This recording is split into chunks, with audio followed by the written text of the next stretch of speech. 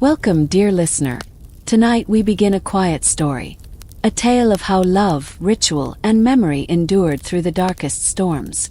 This is the story of how medieval wedding traditions survived the Great War, carried by hearts who refused to let them fade.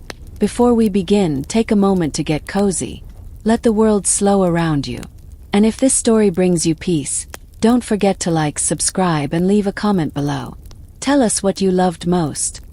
Or simply whisper, "I'm here." Let your shoulders soften. Let your breath settle. And let us drift together into the folds of time. Begin main story. 200 words. The apple tree stood like a patient witness, gnarled and weathered. Its bark cracked with age and moss gently wrapping its base like an old shawl. Above, pale pink blossoms trembled in the warm spring air, drifting down one by one as if nature herself were scattering blessings. Henri, the groom, stood with his eyes lowered, not out of shyness but reverence. His fingers brushed Celeste's as the elder tied the last loop of woolen cloth around their joined hands. The wool was coarse, dyed a dusty shade of plum, and frayed at the edges. It had once wrapped the hands of Henry's own parents, long before the war. They didn't speak. Words were not needed.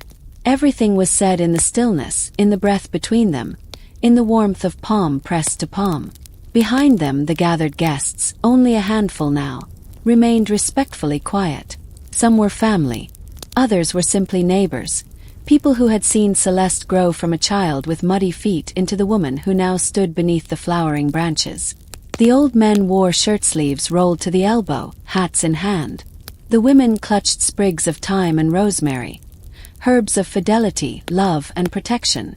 A low wind stirred through the orchard. Someone began to hum, soft at first, a note no louder than a breeze. Then another voice joined, then another. A lullaby, older than anyone could remember. A wedding song passed down through kitchen whispers and candlelit nights. There were no instruments, only breath and harmony, rising slowly into the heavy afternoon air. Henry's mother stepped forward. In her hand she held a length of red thread, no thicker than a blade of grass. She moved quietly, reverently, and looped it gently around the bride's left wrist. Just once. The gesture was symbolic. Red thread was believed, in their village, to represent the heart's unbreakable bond. Not a chain. Promise. Celeste did not cry. But her eyes glistened. Henri lifted her hand and pressed it to his lips. The old woman, the village elder officiating, cleared her throat softly, then offered the final blessing. Not loud, not dramatic, just gentle words, carried slowly on the wind. When bread is scarce, share it. When warmth is needed, give it. When silence settles, listen together. And when the night is too long, remember the promise of morning. No applause followed, only the sigh of wind through the grass, and the hush of something sacred having passed. The ceremony was complete. But in the quiet aftermath, as petals continued to fall, a boy ran up the hill. Dust kicked beneath his boots, a letter in hand. His cheeks flushed red, not from joy but haste. Celeste turned as he approached. The others parted for him without question. He held out the letter, creased, stained, marked with the official stamp of the military. Henri took it with a quiet thank you, his fingers trembling just slightly. He didn't open it there, not in front of the apple tree, not before the sun had finished setting. Instead, he tucked it into his coat pocket, next to the pressed sprig of rosemary he'd taken from the bouquet. The moment was not broken, only deepened, because this was the world now. Love and war braided together like old thread. One could not escape the other. Later that evening, the village gathered near the riverbank, not for celebration but for supper. The tables were makeshift, wooden doors laid atop barrels. The plates were chipped, the wine was watered, and yet there was laughter. Children skipped stones across the river's edge. Lanterns flickered beneath hanging linen. A stew bubbled slowly in a blackened pot. No music played, but someone clapped a rhythm, and feet followed, tapping gently against earth and worn leather soles. Henri and Celeste sat close, their shoulders touching, sharing bites of honeyed bread and plum preserves. The stars overhead blinked to life one by one, as if curious about this small joy tucked into a troubled world. And all the while, the red thread remained tied around her wrist. As night deepened, the warmth of the day lingered, caught in the folds of linen skirts and the scent of sweet hay. The war, for a few precious hours, had waited at the edge of the village, like a shadow that knew better than to intrude. And when they returned to their home, just one room above a baker's shop, they lit a single candle, placed the bundle of wildflowers on the windowsill, and whispered their hopes into the quiet. Not promises of forever, just promises of tomorrow. That would be enough. It rained the morning after the wedding. Not a cold rain, more like a soft weeping from the clouds. A mist that hugged the earth and turned the cobblestones into mirrors, reflecting gray skies and shuttered windows. Celeste stood at the window in her nightdress, the hem brushing her ankles, arms folded, watching droplets race each other down the glass. The red thread was still around her wrist. Henri was still asleep, one hand tucked under the pillow, the other outstretched toward where she had been lying just minutes before. His breathing was slow, steady, as if in sleep. He held off the world a little longer. In the kitchen downstairs, the baker was already at work. The scent of warm dough floated upward, weaving through the beams and under the door. Life continued even after vows. Even after letters came stamped with war. Celeste finally turned from the window and picked up the small wooden box that had rested beneath her pillow. It was old, smoothed by many hands. Inside were the ribbons of brides before her, some faded to the color of cream, others still rosy with memory. Her mother's, her grandmother's, her aunt's. Each wedding ribbon was carefully folded, gently creased from being opened and touched during quiet moments across decades. One day she'd add her own, but not yet. For now, the thread around her wrist was enough. It still carried the warmth of her wedding day, of the orchard, of thyme and rosemary. Later that day, Henri opened the letter. He did it without ceremony, without drawing attention, as if reading a grocery list or a farmer's notice. His brow furrowed, eyes scanning the ink quickly, then again slower. He said nothing for a long time. Finally, he folded the paper and handed it to Celeste. His thumb brushed hers, a familiar motion now, one that said, "We share this." She took it, read, and did not ask questions. The letter said what they feared it might. Henri was to report in 5 days. A railway town 3 hours away. From there they would take him to a larger camp, and then likely to the front. War had not paused for their vows, but neither would they let it erase them. That evening, Celeste sat at her grandmother's spinning wheel. No longer turned. The wood had warped slightly from years in the damp barn, but she liked the feel of it under her fingers. She remembered stories told beside it, songs sung low, tales of maidens who spun threads to bind lovers together across rivers, mountains, and time. She cut a new ribbon that night. Not white like her mother's, nor pink like her aunt's, but soft gray, the color of river stones. It matched the skies of the week Henri would leave. In the days that followed, they kept their rituals. Each morning they drank warm barley tea, bittersweet and grounding. Each evening, they lit the small candle by the bed and placed a fresh sprig of rosemary on the windowsill. They mended what needed mending. They walked to the village well together. They kissed beneath the same flowering apple tree where they had wed. And every night, Celeste tied a thread from her own sleeve to Henri's. Childish thing, perhaps, but in the hush of twilight, it felt sacred. "So you don't wander in your dreams," she whispered once. Henri smiled. "I'll always find my way to you." On the final morning, the baker gave Henri a wrapped parcel, flatbread still warm, sealed with waxed paper. A neighbor's child handed him a drawing of a knight and a flower. The village elder gave him a small pouch of dried herbs.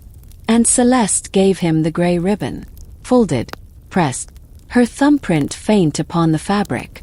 She did not cry until after the train had gone. Even then, it was not the sound of the train or the empty platform that undid her. It was the breeze, the way it lifted the end of her scarf, The way it smelled of smoke and time, like a memory slipping away before she could name it. That night she returned home alone. The room looked the same. Shoes beneath the bed, a half-burned candle, linen draped over the back of the chair. But everything felt quieter, as if the very walls had paused to listen. She sat on the bed, opened the wooden box, placed the gray ribbon inside, then closed it gently. In the stillness, she said no prayers aloud, but her fingers traced the shape of Henry's name in the air, as though it might hang there, safe and whole, until he returned. Outside, the wind whispered through the orchard again, and the apple tree, blooming quietly under the weight of spring, dropped another blossom onto the earth. Welcome back, dear one. Tonight, we continue to follow the thread of quiet devotion, a world of ribbons, letters, and worn hearthstones, where even in wartime, love holds steady. Take a moment to rest your body. Feel your blanket around you. And if you haven't yet, gently subscribe, like, or leave a comment to let us know you're listening. Now let your breath deepen, and drift with me into the soft hush of memory. The sound of the loom was steady. Click, clack, pull, beat. Celeste's mother had taught her the rhythm when she was small, hands barely able to lift the shuttle. Now, in the early mornings before the sun had fully risen, she sat at the loom again, not for trade, not for sale, but to keep her hands from trembling. She wove linen ribbon, narrow and plain, the kind once used to wrap letters or bind parcels for soldiers. Her fingers knew the motion better than her thoughts knew how to rest. Each strand passed under and over like breath, like time, measured, quiet, unbroken. Henry's first letter came on the 5th day. It was folded 3 times and tucked into a torn envelope, blotched by weather. The writing was uneven, not his usual script. Perhaps the train had rattled. Perhaps he'd written on his lap. But the words were unmistakably his. The camp smells of tobacco and wet wool. The men laugh too loudly at night. I sleep with your thread beside my wrist. Celeste pressed the paper to her lips. The ink was still faintly sharp. She tucked the letter beneath the candle on the windowsill, beside the jar of preserved plums and the spool of red thread. It became her altar. The days blurred gently. In the village, the war became a low, constant hum. Boots passed down muddy roads. Telegrams arrived once a week. Candles burned lower than they used to. The grocer ran out of salt. The school taught lessons in whispers. But still weddings happened. Small ones, quiet ones. In a barn. In a garden. In the corners of old kitchens where chimney soot blackened the beams, but no one minded. Each bride wore something borrowed, something mended. Some carried sprigs of lavender. Others held ribbons dyed with walnut husks or onion skins. Whatever they had. The traditions did not die. They simply grew softer, smaller, like a flame cupped in the wind. One morning, Celeste visited the elder, the same one who had tied the woolen loop around her and Henry's hands. The elder sat in a rocking chair, shelling dried beans into a wide apron. She looked up with eyes like washed river stones. "You came for a blessing?" she asked without needing to be told. Celeste nodded. "But you already have one child," the old woman said, her voice low and rough with time. "The kind that grows roots, not petals." Still, she handed Celeste a charm. Nothing more than a twisted bit of straw wrapped in a circle, with 3 dried seeds sewn into the center.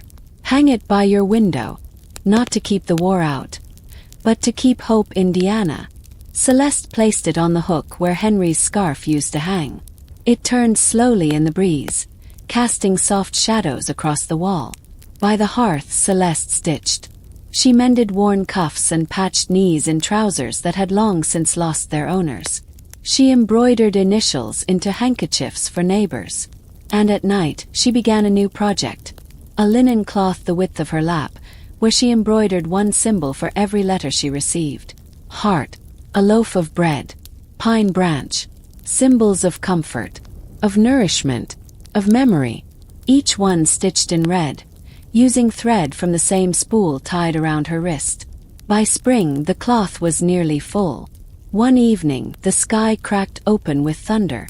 A storm moved across the valley like an old god waking. Rain hammered rooftops. Gutters overflowed. Trees danced in silhouettes against flickering lamps. Celeste sat at the window, the candle guttering beside her, and then a knock at the door. She opened it to find the baker's boy, soaked to the skin, holding another letter. He didn't wait, just handed it over and ran.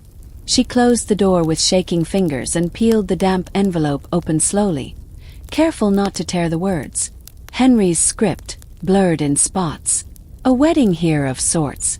The chaplain officiated with a tin cup and a Bible with pages missing. The bride wore boots too large and held a daisy from a ration crate. They still cried. We still clapped. Tell the apple tree we remember it. Tell it we dream under stars it cannot see. Celeste leaned her forehead against the wooden frame of the door, the letter pressed to her heart. Outside, the storm softened into a lullaby. Inside, she whispered, "You are still mine even here." That night, she added a daisy to her embroidery. Small, delicate, 5 white petals and a yellow center. Then she blew out the candle and wrapped the red thread tightly around her wrist once more. The war had not stopped, but neither had love. The rain had stopped during the night. Celeste woke to the scent of damp earth and rosemary, the kind of scent that only lingers when the world has been washed clean. A gray light slipped past the shutters, spilling onto the wooden floor in soft ribbons. She rose slowly, not from weariness, but from reverence. Today was a task day, tradition day. It was time to open the bridal chest. The old chest stood at the foot of the bed, bound in iron, its wood darkened by candle soot and years. It had belonged to her grandmother, and perhaps her grandmother before that. Celeste had seen it opened only once before, when she was a child, peeking through the cracked door as her cousin prepared for marriage.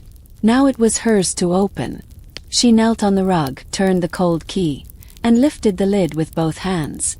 Inside, the scent of dried lavender rose up, mingled with old linen and beeswax polish. Folded cloth, bundles of herbs, neatly wrapped shoes. Each item placed by women who'd come before her, each meant for this exact moment in a bride's life. Even during war, a bride deserved her bundle. There was a shift in the village's understanding of time now. Mothers hurried preparations. Engagements were short. Wedding dates moved with the rhythm of telegrams and leave permits. There was no telling when a groom might be called again. And so, bridal bundles were packed earlier, faster, but never without care. Celeste unfolded a hand-woven shawl, undyed wool, the color of river clay. It had belonged to her aunt, who married just before the last winter. Pinned to one corner was a small pouch of dried rue and mint, meant to ease nervous hearts and guard against sorrow. Next came the shift dress, soft, thin, and mended in 2 places. A note was tucked beside it, in her mother's script. There's beauty in wearing what others loved in. It means your joy walks with theirs. At the bottom of the chest sat a small box wrapped in oilskin.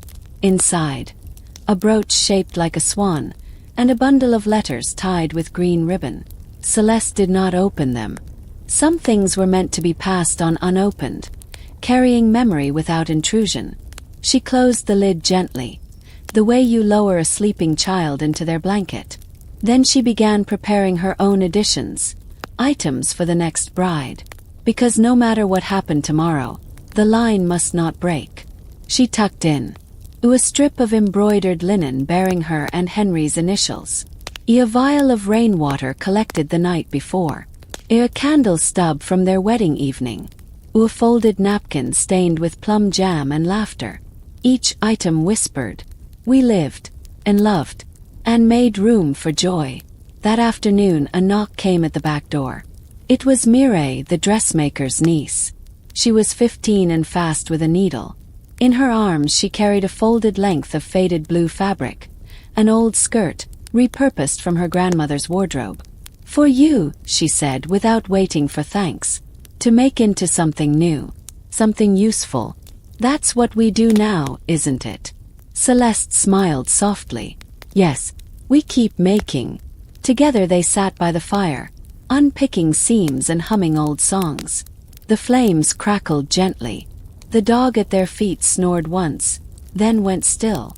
At dusk, Celeste walked to the orchard alone. The apple tree stood as it always had, quiet, steady, holding the memory of that sacred day. She brought a ribbon with her. It was narrow and pale yellow, embroidered with a small motif of wheat and stars. Not part of any tradition, just something she'd dreamed. She tied it to the lowest branch. "For blessings we haven't yet named," she whispered. "For futures still growing." A breeze stirred. The ribbon fluttered gently. No fanfare, no omen. Just movement, quiet proof that even now the world turned. Night came soft and full of hush. The village lights dimmed one by one, until only the baker's window glowed. Celeste lit a single candle and dipped her pen in ink. She began another letter, not for Henri, but for herself. A bride's letter, meant to be read years from now, perhaps in a world where children ask what weddings looked like in wartime. She wrote, "We stitched joy between gunfire. We whispered vows over soup pots. We danced without music, and it was enough. And when the world came undone, we reached for thread." She folded the paper, tied it with twine, and tucked it into her embroidery basket.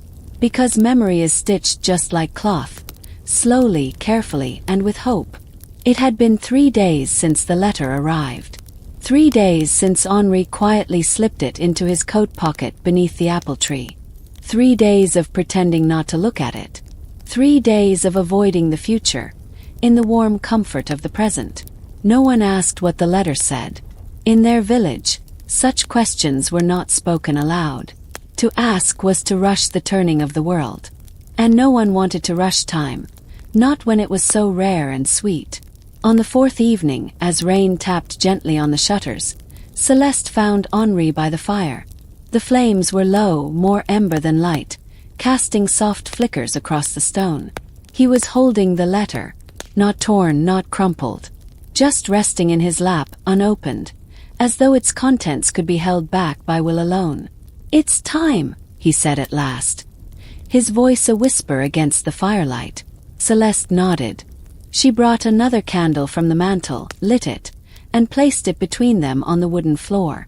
Then she sat beside him, cross-legged, silent. Henri opened the envelope. His hands trembled, but not from fear, rather from the effort of containing everything he felt. He scanned the page once, then again, then passed it to her quietly, his eyes soft but unreadable. Celeste took it, unfolded the paper with care, and began to read. The letter had been written in careful handwriting. The ink bled slightly from the rain, but the meaning remained. Henri was being reassigned, not to the front lines, but to a supply post in a half-ruined village some distance to the east. He was to leave in 5 days. Not tomorrow, not next month, just 5 simple days. Just enough time to pack. Just enough time to pretend there was still time. They didn't speak of it that night. Instead, they moved through their small home like dancers, quietly weaving around each other. Henri laid his boots by the hearth. Celeste gathered his woolen socks and folded them one by one. Henri fetched his travel box from the cellar, its hinges still creaky from disuse.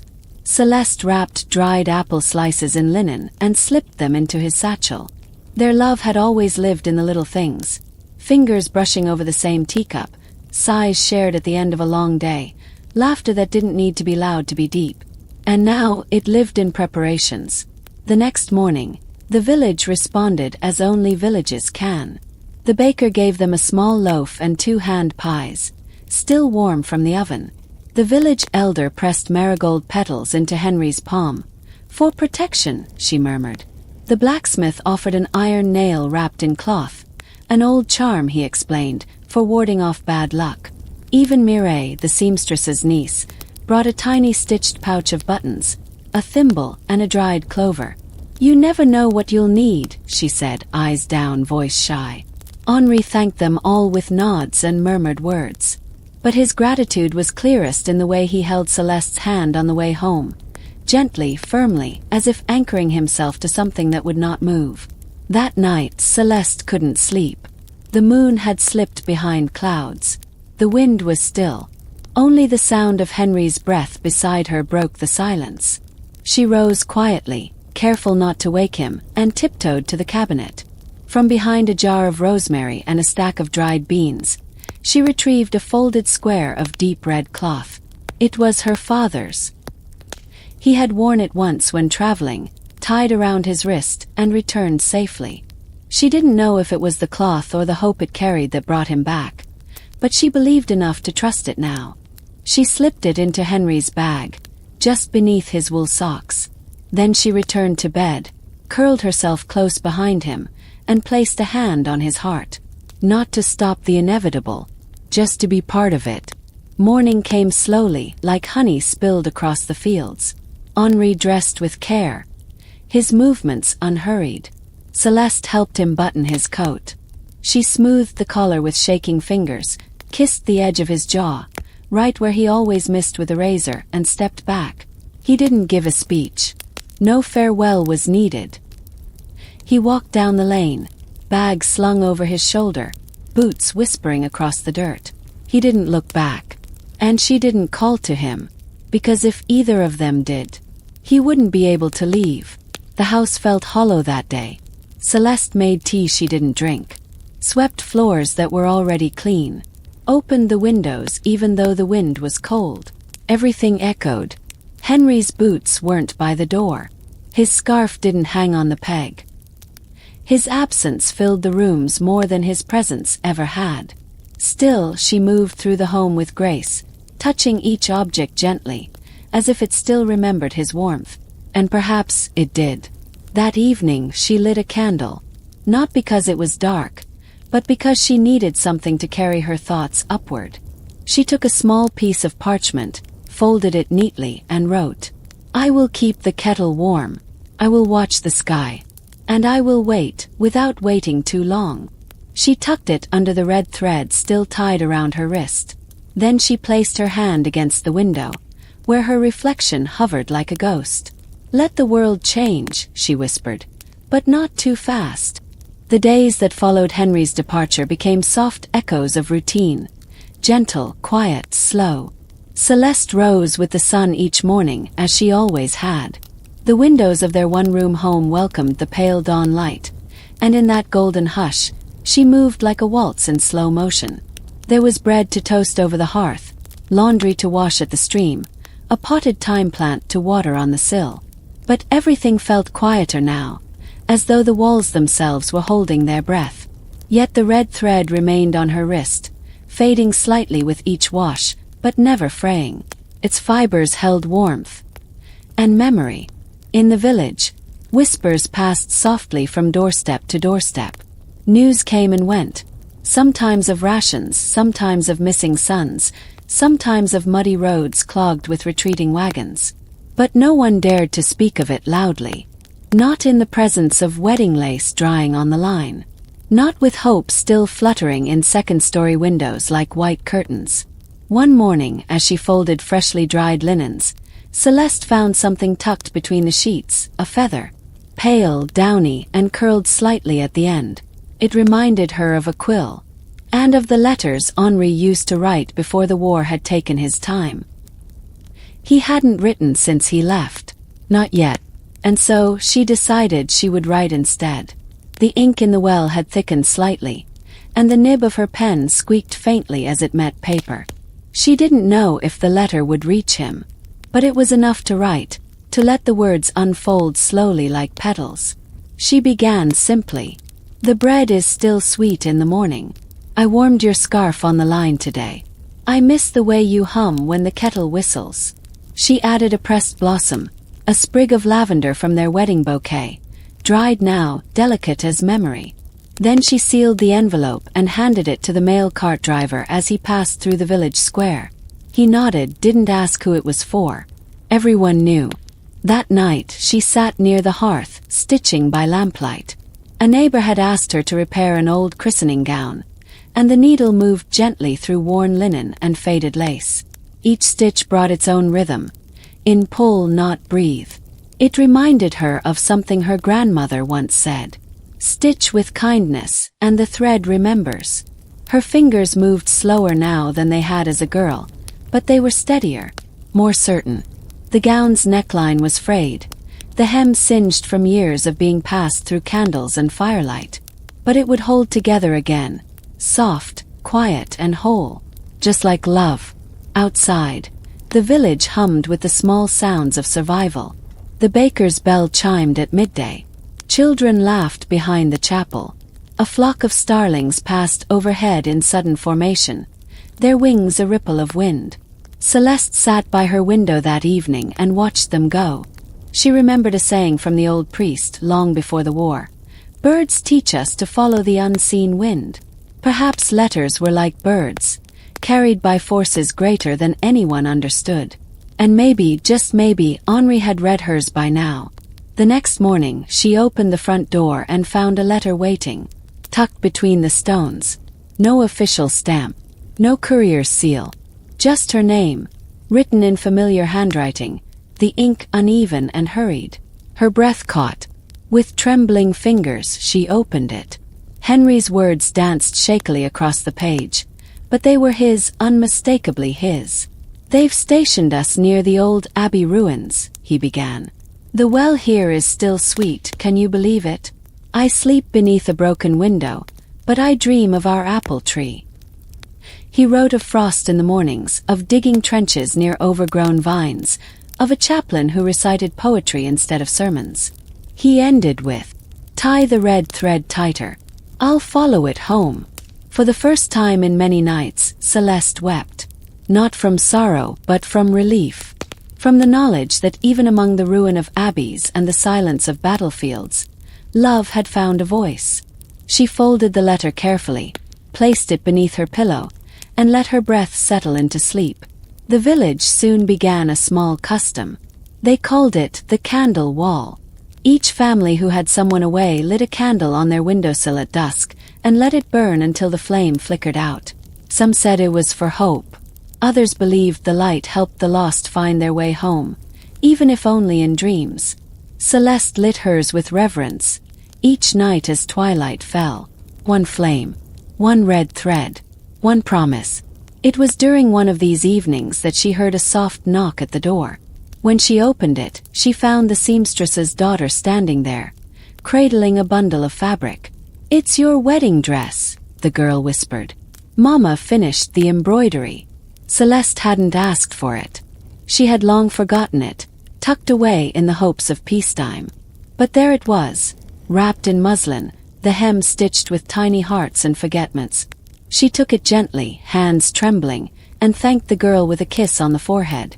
That night, she unfolded the dress beneath lamplight. The lace shimmered like frost. The embroidery thread glistened in quiet curves. She pressed it to her cheek and closed her eyes. Henri hadn't seen her wear it on their wedding day. There hadn't been time. But someday, perhaps someday soon, he would. And until then, she would wait. She would write. She would sew. She would light the candle. And when the night felt long, she would press her palm over the red thread and remember that even now, even in wartime, even in the quiet absence of touch and voice, love was not still. It was moving, just slower than before. The first frost arrived silently. No trumpet of wind, no warning in the skies. Just a delicate film of silver dusting the edges of the grass and resting on the corners of windowsills. It clung to rooftops like forgotten lace and curled against the petals of the last autumn flowers. Celeste stepped outside just before sunrise, her shawl wrapped tight, breath rising in soft clouds. She bent to lift the wooden crate of firewood and paused. Her fingers brushing a fallen leaf curled into the shape of a heart. She smiled just faintly. Inside, the hearth was ready. The kettle would whistle soon. And on the small oak table beside the bed, Henry's letter waited, unfolded, read a dozen times, but never left behind. That morning, Celeste decided to visit the chapel. Not for service. There hadn't been a formal sermon in weeks, but because there was a book she wanted to see again. Very old one. She remembered it from her childhood. Thick with time, bound in worn leather, and heavy with pressed flowers and names written in looping script. They called it the Book of Blessings. Every couple married in the village, no matter how humble, had their names written in its pages, along with a line or two of wishes, blessings, or hopes for their future. Some were scribbled in faded ink, others etched in careful calligraphy, as if the words themselves were spells. Celeste's grandmother had written in it, so had her mother, but Celeste and Henri had not. Not yet. The chapel door groaned slightly on its hinges, welcoming her in like an old friend.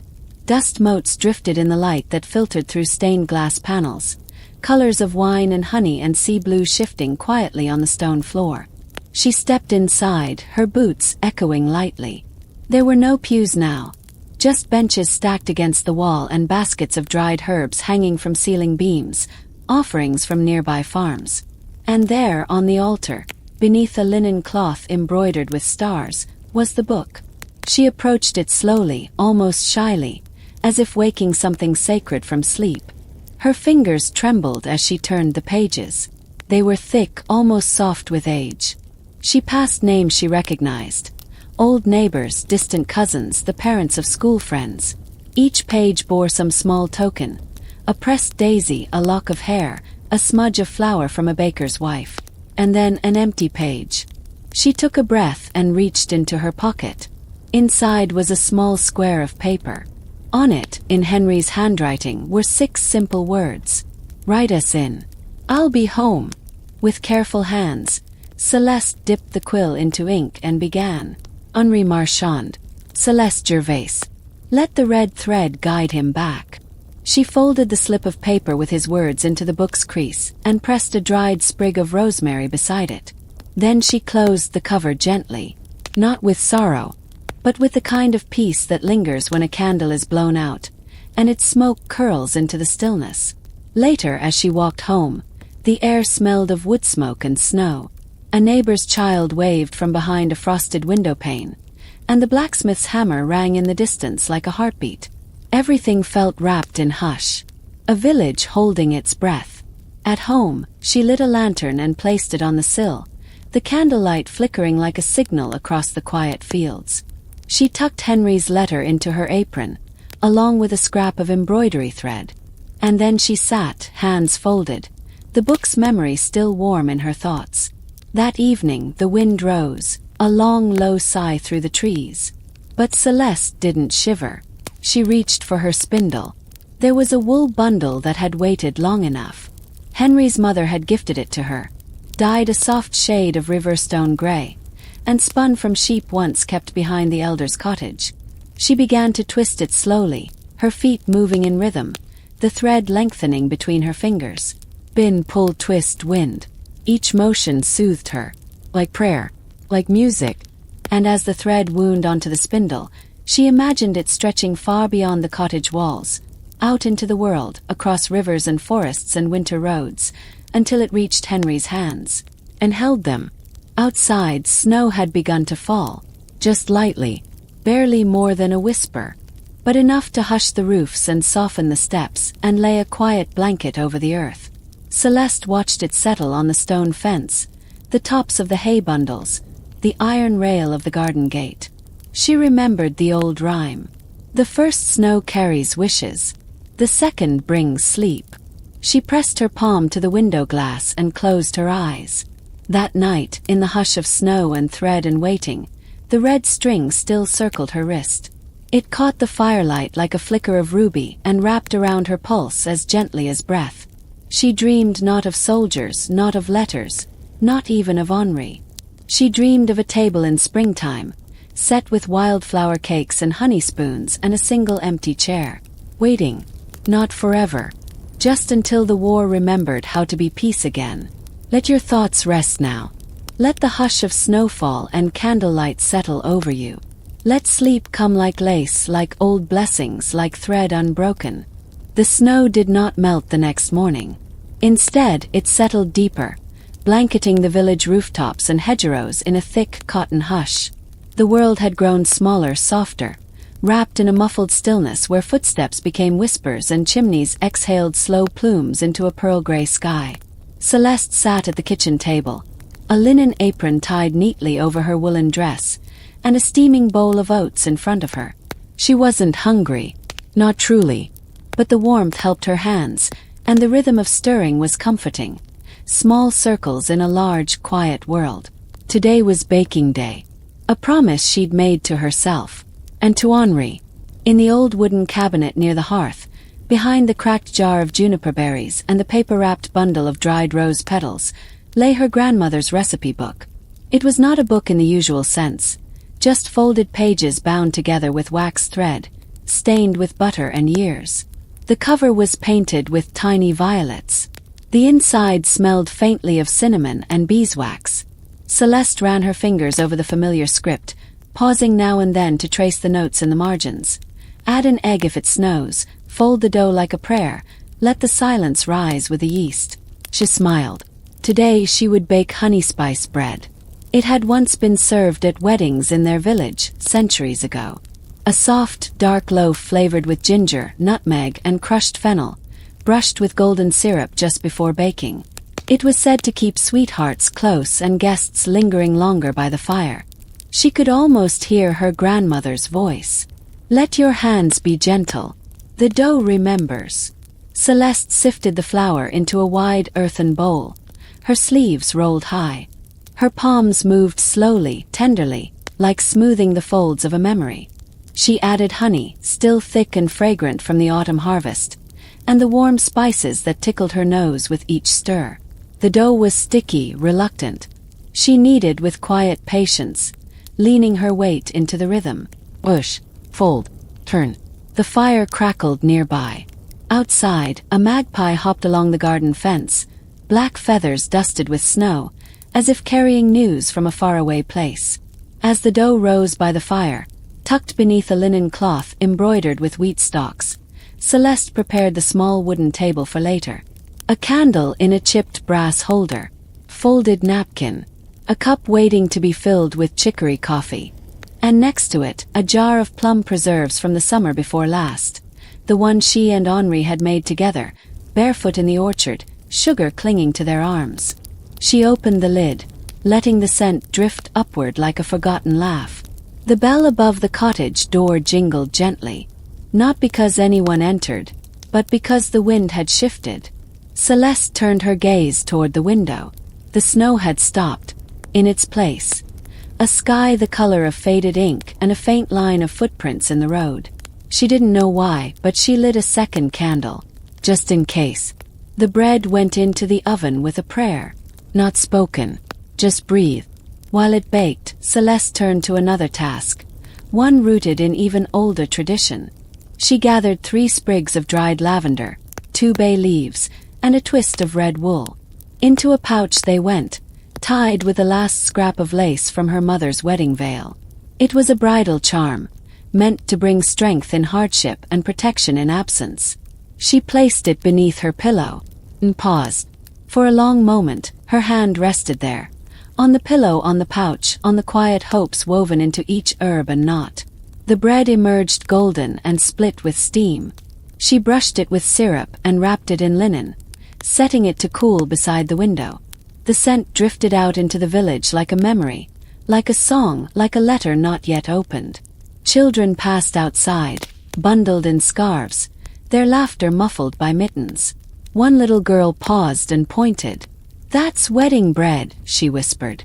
Her mother hushed her gently. But she was right. Even if there was no ceremony today, no gathering of neighbors, no ringing bells or dancing feet, the bread still meant something. It was tradition. It was waiting. It was love that had not forgotten its name. That night, as snow returned in fine silver threads, Celeste cut 2 slices of the bread. One for herself. One she wrapped carefully in wax paper and tied with red string. She tucked it into her satchel. Tomorrow, she would visit the soldiers' chapel at the edge of the wood.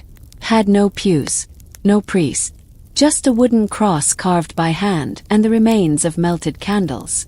She would leave the bread there, for the ones who would not come home, and for Henri to find when he did.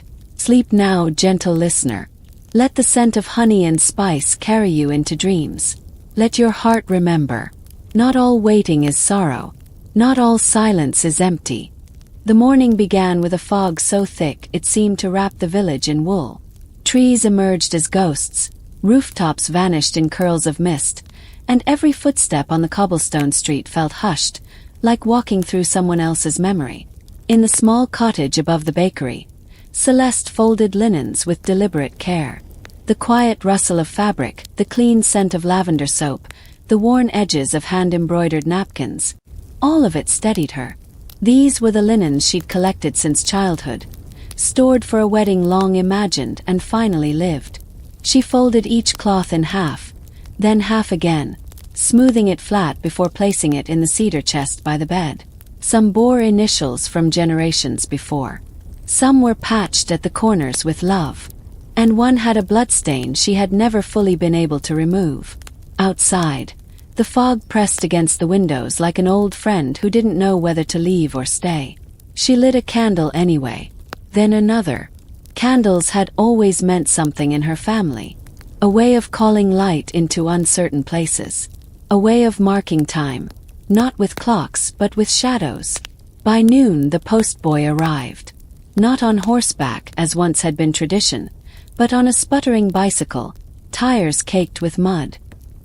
His cheeks were pink with cold and effort, his cap askew. He didn't knock.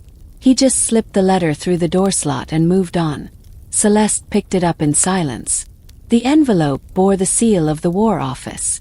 Again, her fingers didn't tremble this time. Instead, she sat down by the hearth, turned the envelope in her hands like a stone from the riverbank, and finally slid her thumb beneath the flap. Inside was a single page. Formal. But folded inside it, delicate and half-crushed, was a pressed flower, a sprig of dog violet, the very kind that had grown beneath the window of their cottage last spring. It was from Henri. No words, just the violet, and that was enough. She tucked the flower into her grandmother's recipe book, between the pages for jam tarts and barley stew. It would remain there, quietly perfumed by sugar and ink, hidden beneath generations of shared meals and whispered hopes. That afternoon, she walked through the village square, her boots crunching softly on old ice. The market stalls stood empty now. Canvas roofs collapsed like forgotten tents. But on the edge of the square, an elderly woman sold ribbons from a wicker basket. Ribbons for memory. Ribbons for mourning. Ribbons for luck. Celeste chose one in deep rose red, and another pale sky blue. She tied them around her wrist, knotting them beside the red thread Henry's mother had placed there during the ceremony. A ribbon for him, a ribbon for her, and a ribbon for the life that still waited. In the evening, she visited the weaver, old Maman Lucette, whose eyesight had grown dim but whose fingers still knew every thread by heart. The weaver sat in a low chair by the fire, working a narrow loom with soft, even clacks. She made cloth for no one in particular now, just for the joy of patterns. Celeste brought her a small bundle of flax and asked if it could be spun. "For what?" the weaver asked softly. "For a cradle," Celeste answered, barely above a whisper. Maman Lucette didn't reply at first. She simply smiled, and nodded, and reached for her spindle. That night, Celeste returned home with cold fingers and a warm heart. She brewed a pot of peppermint tea and poured it into a single cup, then sat by the window. Across the square, a single lantern burned in the watchman's tower. Its glow wavered with the fog, sometimes lost, sometimes bright, like a star trying to remember itself. She watched it for a long time, not waiting, just being. She wrote in her journal before sleep, an old habit kept since girlhood. "He is alive. He must be." The violet was real. "Tomorrow I'll start the new cloth. I will gather rosemary for the doorway. The cradle will come in spring." She placed the journal back under the pillow and let her breath slow with the cooling tea. And as the fog thickened once more and the fire dimmed to glowing coals, she whispered a line she'd heard once in a lullaby long ago. "Even if I forget the stars, may they still light your path."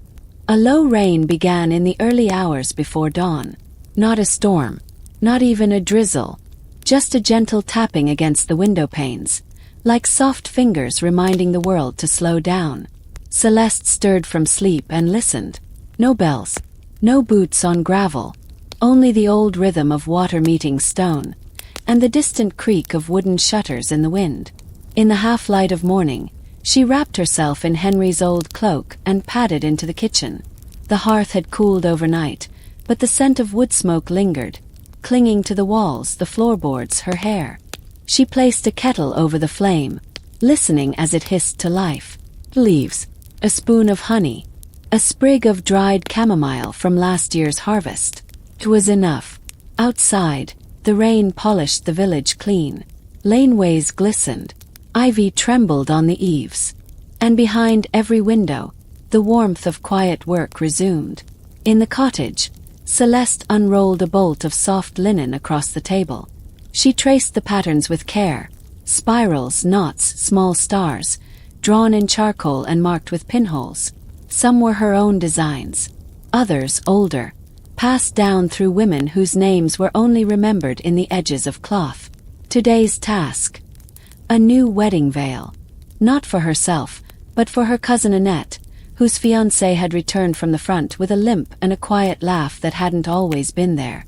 It was tradition, even now, to stitch the veil by hand. Every thread a blessing, every knot a prayer. She worked slowly. The rain continued, and the rhythm of the needle grew steady, like a lullaby of motion. Pull, flute tighten, not snip. She hummed as she worked. Not a tune with words, but something half-remembered. Perhaps the song from her own wedding, or one sung years ago as she drifted to sleep beside her mother's fire. By midday, the village tailor arrived. He was an elderly man with a hunch in his back and pins always stuck in the cuff of his sleeve. He brought with him a parcel, wrapped in brown paper and tied with a thin blue ribbon. "From your aunt," he said, setting it on the table. Inside lace, creamy white aged like parchment, delicate as a spider's web, and still scented faintly of rosewater and smoke. Celeste smiled as she unfolded it. It had once belonged to her grandmother, and now it would adorn Annette's veil. In the afternoon, she visited the chapel, not for confession, not for mass, just to sit. The chapel was always open, even in war. Its door creaked, its pews splintered, its stained glass windows cracked. But it stood. And in that quiet space, the candles always burned. Low, flickering flames in glass cups. Names were written on slips of paper beneath them. Names of the missing. Names of the married. Names of those whose stories had paused, waiting to return. She lit one for Henri, not because he was gone, but because he was far, and because love like light needed tending. Outside the chapel, the rain had stopped. A rare patch of blue broke through the clouds. Sunlight spilled onto the cobblestones, warming puddles into steam. Celeste lingered beneath the chapel's stone archway. A swallow darted overhead. Somewhere, someone was playing a tin whistle, soft and slow. It was a day stitched from gentle things. A day made for remembering. A day for lace and linen and names on candle slips. That evening, the village gathered once again, not for celebration but for sewing. In the town hall, long tables were pushed together, covered with bolts of fabric, thread, thimbles, and stories. Women sat side by side, their hands busy with mending. Uniforms, socks, shirts, baby clothes. Needles clicked softly. Someone brewed tea. And old Madame Bourdon told the tale of how her veil had once been caught in a thorn bush as she ran to meet her husband at the train station. "It was a sign," she said. "A sign I'd be waiting for him all our lives." Everyone laughed gently. Celeste stitched beside her cousin, thread through loop, not through silk. They didn't need many words. Just the closeness of breath and cloth. Just the quiet agreement that even now, beauty had its place. By the time she returned home, the moon had risen, a pale coin in a velvet sky. She placed the nearly finished veil in the cedar chest, next to her own, and tied the ribbons closed. Then she undressed by candlelight. She placed the pressed violet back on the windowsill, and she listened, not for news, not for footsteps, just for sleep. Sleep, like stitching, requires no force. Only rhythm, only trust. The morning arrived in silence. No birdsong yet, just the muted hush of dew settling on rooftops, and the low creak of shutters beginning to open across the village. A veil of soft fog hung over the fields, wrapping the earth in a quiet, silver hush. In the little room above the bakery, Celeste folded her blanket carefully, her hands lingering over the stitched edges. She had made it herself the previous winter. Wool and linen, dyed with walnut husks, lined with scraps from an old wedding dress once worn by her aunt. In every corner of their home, something old lived quietly beside something new. She stepped into her slippers, tied her apron, and lit the hearth. The fire took quickly, the small flames curling like orange ribbons around the kindling.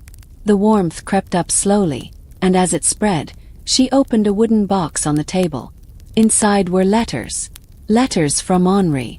Some written with steady lines, others scribbled between orders, all folded neatly and tied with red thread.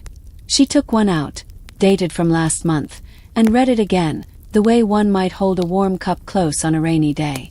Henri had written of wildflowers growing near the trenches, of a dog that had followed his regiment for miles, of missing home.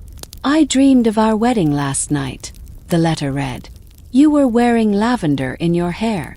Celeste smiled softly and placed the letter back with the others. Then she went to her dresser, where a small sachet of dried lavender lay tucked among handkerchiefs. She opened it just enough to breathe in the scent. Small ritual, a link across distance. That day, she visited the lavender fields. They were not as full as years before. Many plots had gone untended since the war, but still the scent lingered. Bees hovered lazily in the early sunlight, and the rows of purplish-blue blooms swayed gently under a calm breeze. With care, Celeste gathered a small bundle, not for herself, for the village brides. It had become a quiet tradition. Whenever a new couple planned to marry, a sachet of lavender was stitched by the women of the village.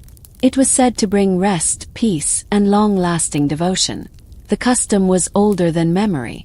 Even in times of war, the women had continued it. Fingers sewing slowly by candlelight. Old songs hummed under breath. Stitches like blessings. Today she would sew for. Back at home, the sewing basket waited on the windowsill. Spools of thread. A pair of tiny silver scissors. Needles passed down through 3 generations. She took her place at the table and began to sew. Her fingers moved with grace and certainty, folding the linen, tucking the lavender, drawing the thread through in looping motions. One sachet for Annette, one for Marie, one for young Lucy, whose fiancé was still missing, and one to send to Henry's regiment, to tuck into someone's pack like a whisper of home. Outside, the village had begun to stir. A knock came at the door, 3 quick taps. It was the messenger boy, out of breath but smiling. "Post for you," he said, holding out a new envelope. Celeste took it with steady hands and thanked him. She did not open it right away. Instead, she finished sewing the last sachet, tied each with a thin piece of red wool, and placed them carefully into a cloth pouch. Only then did she open the letter. It was short, but the words were strong. Henri was safe. He had been moved back from the front to help train new recruits. The village where he'd been stationed had a chapel with stained glass, just like home, he wrote. And he had seen a lavender field at the edge of camp, wild and unkept, but full of color. "I think of you every time I see purple," the letter ended. She folded the letter and set it beside the others. Then she went outside, where the day had turned golden. The villagers were preparing for the evening market. Tables were being set up in the square. Baskets of turnips, loaves of sour bread, hand-dyed wool, and tiny jars of jam all found their places. But in the corner near the well, a small stall had been reserved for the bridal goods. Celeste placed her sachets there, each wrapped in muslin and tied with string. "Lavender for sleep," the sign read. "Lavender for love." As the sun dipped low, a light breeze carried the scent through the market. Children played with wooden toys near the steps of the chapel. A woman hummed as she spun yarn. 2 old men played cards using stones as wagers. The world was still uncertain, still wounded. But here was a moment held gently in the palm of the day. Later that night, Celeste returned home, warmed by the quiet comfort of her tasks completed. She placed a lavender sachet beneath her pillow, and as she lay down she thought of Henri, not in fear but in calmness. A love sewn carefully through distance and time. Not every letter needed words. Not every day needed to be grand. Some simply needed to be whole. The next morning, frost dusted the garden like powdered sugar. Even though spring had already come, the weather still played its quiet games. Early warmth followed by unexpected chills. Beneath the apple tree, a few blossoms clung on, while others had surrendered to the earth below.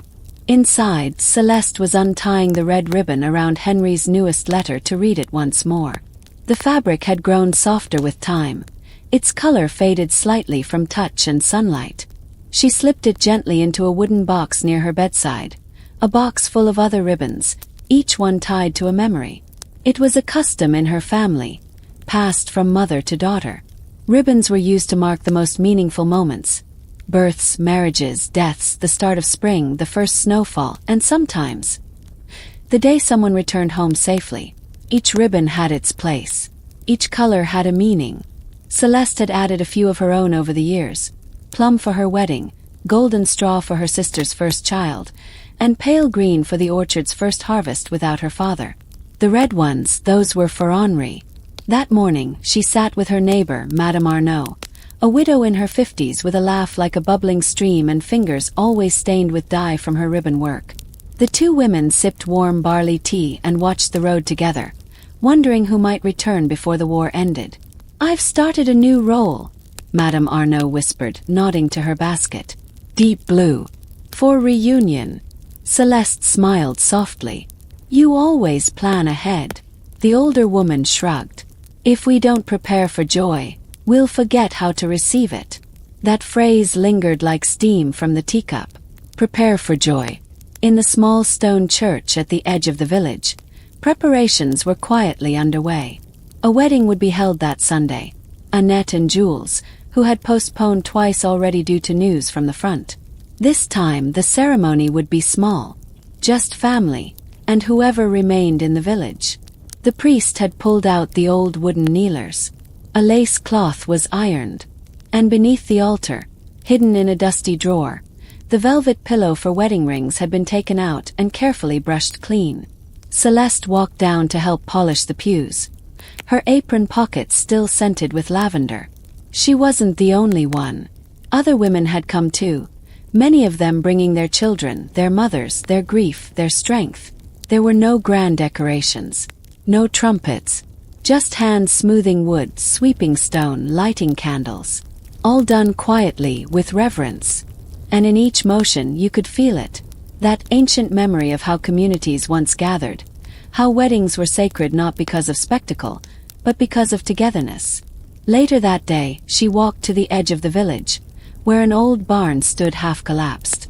It used to be a weaving house long ago, and though most of its roof had fallen in, the windows still held slanted panes of colored glass.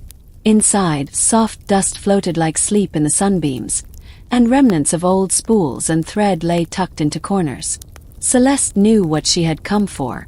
In the far corner stood the ribbon rack, carved from oak, once used by her grandmother's generation to hang drying strands after dying. Though it hadn't been used in decades, she still saw beauty in it. She dusted it off, ran her fingers across its pegs, and imagined it alive again. She would restore it, and it would stand at Annette's wedding, holding the traditional marriage ribbons, one for each guest to offer their wishes upon. The days passed gently. Children brought scraps of cloth. The elder women boiled onion skins, walnut husks, and beetroot to dye the ribbons in muted shades. Earthy browns, soft yellows, faded pinks. Each color held meaning. Resilience, kindness, sweetness, courage. By Saturday the rack was full. Ribbons hung like prayers, and each one bore a name or a wish, carefully embroidered, or scrawled with charcoal ink. One read, "May your laughter never leave the kitchen." Another, "For strength when silence falls." and yet another simply, "Come home." On the morning of the wedding, rain tapped gently at the windows. But by midday, the clouds softened, and pale sunlight slipped between them like a blessing. Inside the chapel, the candles were already lit. Celeste helped Annette into her dress, hand-sewn, borrowed, mended from her mother's gown. The fabric was cream-colored and worn in places, but the bodice had been carefully restitched with rosemary thread for luck. In her hair, a crown of braided wheat and dried violets. She didn't wear shoes, just ribbons tied around her ankles, one green, one blue. As she stepped into the nave, the village stood, not to applaud, not to cheer, but to breathe together, like a single heartbeat. The ceremony was brief. Old words, gentle ones, no grand procession, no choir, just Annette and Jules, their hands bound by 3 strands, one of wool, one of flax, one of thread spun by Jules' mother during the winter. They knelt on that same velvet pillow, and when the priest spoke the final blessing, the village did not erupt in joy. Instead, they stood in stillness, some with tears, others with bowed heads, everyone together listening to the church bell ring once, twice, then fall silent. Outside, the wind picked up. The ribbon rack waited by the chapel door. Each guest tied one ribbon around the couple's wrists, whispering their hope, their dream, their remembered traditions. Some of the children tied theirs to the trees. Some tucked them into sleeves or braided them into their own hair.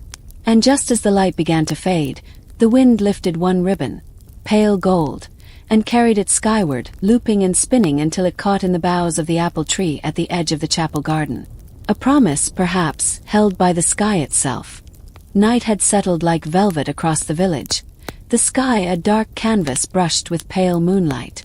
The stars shimmered faintly above, not sharp or dazzling, but soft, like distant lanterns hung in a hallway you used to know as a child. Inside Celeste and Henry's small upstairs room above the baker's shop, the candle had been blown out for the evening, but the red thread still hung quietly on the peg by the window. A sliver of moonlight caught its edge, painting it silver for a moment, like a thread stitched between this world and another. Downstairs, the baker was long asleep, the scent of tomorrow's bread still clinging to the walls. But Celeste sat quietly in her chair, a folded letter in her lap. Henry's handwriting danced across the page like a tune she could hum by heart. She read it slowly, aloud only in her mind, pausing between each line, as though allowing his voice to echo gently across the miles.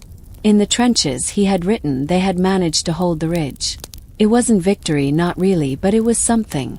They had lit a small lantern that night in honor of Jules and Annette's wedding. No one had seen the ceremony, of course, but word had traveled, faster than boots, faster even than trains. The men were hungry for such news. For beauty, for hope. Henri described how one soldier, a tailor before the war, had taken a strip of his tattered undershirt and dyed it with tea leaves to make a makeshift ribbon. They tied it to the wooden post near their campfire, and a few of the men offered toasts with tin cups of cold broth. A mock wedding celebration, miles from the couple, yet tethered by belief. Celeste ran her fingers across the ink, as though it might still be warm from his hand. Outside the window, a soft bell rang. Not a church bell, a traveler's bell. She stood and moved to the sill. Below, a small procession was passing through the village's eastern path, lanterns bobbing in rhythm, carried by women in cloaks and shawls. It was the monthly ribbon walk, a quiet tradition recently revived. Those with loved ones at war walked together from the chapel to the orchard, each carrying a letter, a ribbon, or a memory. Celeste took her coat and stepped into the night, folding Henry's letter close to her chest. They walked in silence. No one led. No one followed. The road knew them well, their footsteps worn into its skin. A girl of 10 carried a lantern shaped like a star. Her mother held her other hand. An old woman walked behind, cradling a sprig of dried lavender tied in blue ribbon. And a young man who had only one arm carried his brother's boots slung over his shoulder, ribboned and polished. Celeste felt tears prick her eyes, but she didn't let them fall. Not yet. The orchard waited. At the tree line, each walker paused. A small table had been placed beneath the apple tree, now empty of blossoms, but still noble in the moonlight. Upon it sat an old wooden box with a slit carved into the lid. One by one, the villagers placed their letters inside. No stamps, no addresses, just folded pages, ribboned messages, bits of hope written in ink and soot and love. Some believed the letters reached the soldiers, carried by angels, dreams, or the wind. Others knew it was simply ritual, but none of them doubted the comfort it gave. Celeste slipped hers inside last. And as she did, she looked up at the apple tree and whispered, "Return safe." Back at home, the village settled once more. The fireflies had begun to drift across the meadows, tiny glowing threads in the tapestry of night. From an open window, someone played a music box. Just one song, winding slowly down until it clicked to silence. Celeste undressed by candlelight, her fingers tracing the edge of her sleeve where the scent of Henry's letter still lingered. She laid the red thread across her pillow. "Promise ribbon." She whispered his name once, not for the echo, but for the comfort. And then she blew out the candle. In her dream, she walked beneath arches of wild roses. The orchard had bloomed once more, every tree heavy with fruit and ribbon. Henri waited at the edge, barefoot and smiling, arms outstretched. And though the world outside held uncertainty, her dreams remembered only the light, the vows, the songs, and the silent strength of old traditions. The morning came soft and unhurried. Sunlight slanted through the thin curtains in gentle gold beams, landing across the wool blanket like spilled honey. The bakery below stirred faintly, murmurs of kneading, the muted thump of dough meeting wooden boards, but the room upstairs stayed still, quiet as breath held in prayer. Celeste sat up slowly. The red thread lay curled beside her pillow like a sleeping cat. She touched it gently, then rose and poured warm water from the kettle into the cracked porcelain basin. As she washed her face, she remembered a line from Henry's last letter. "When I think of you in the morning light, I remember the lavender soap." She reached for the little sliver of that very soap now, faint scented, wrapped in linen, and smiled. The war had taken much, but it had not taken the mornings. That day, Celeste visited her grandmother.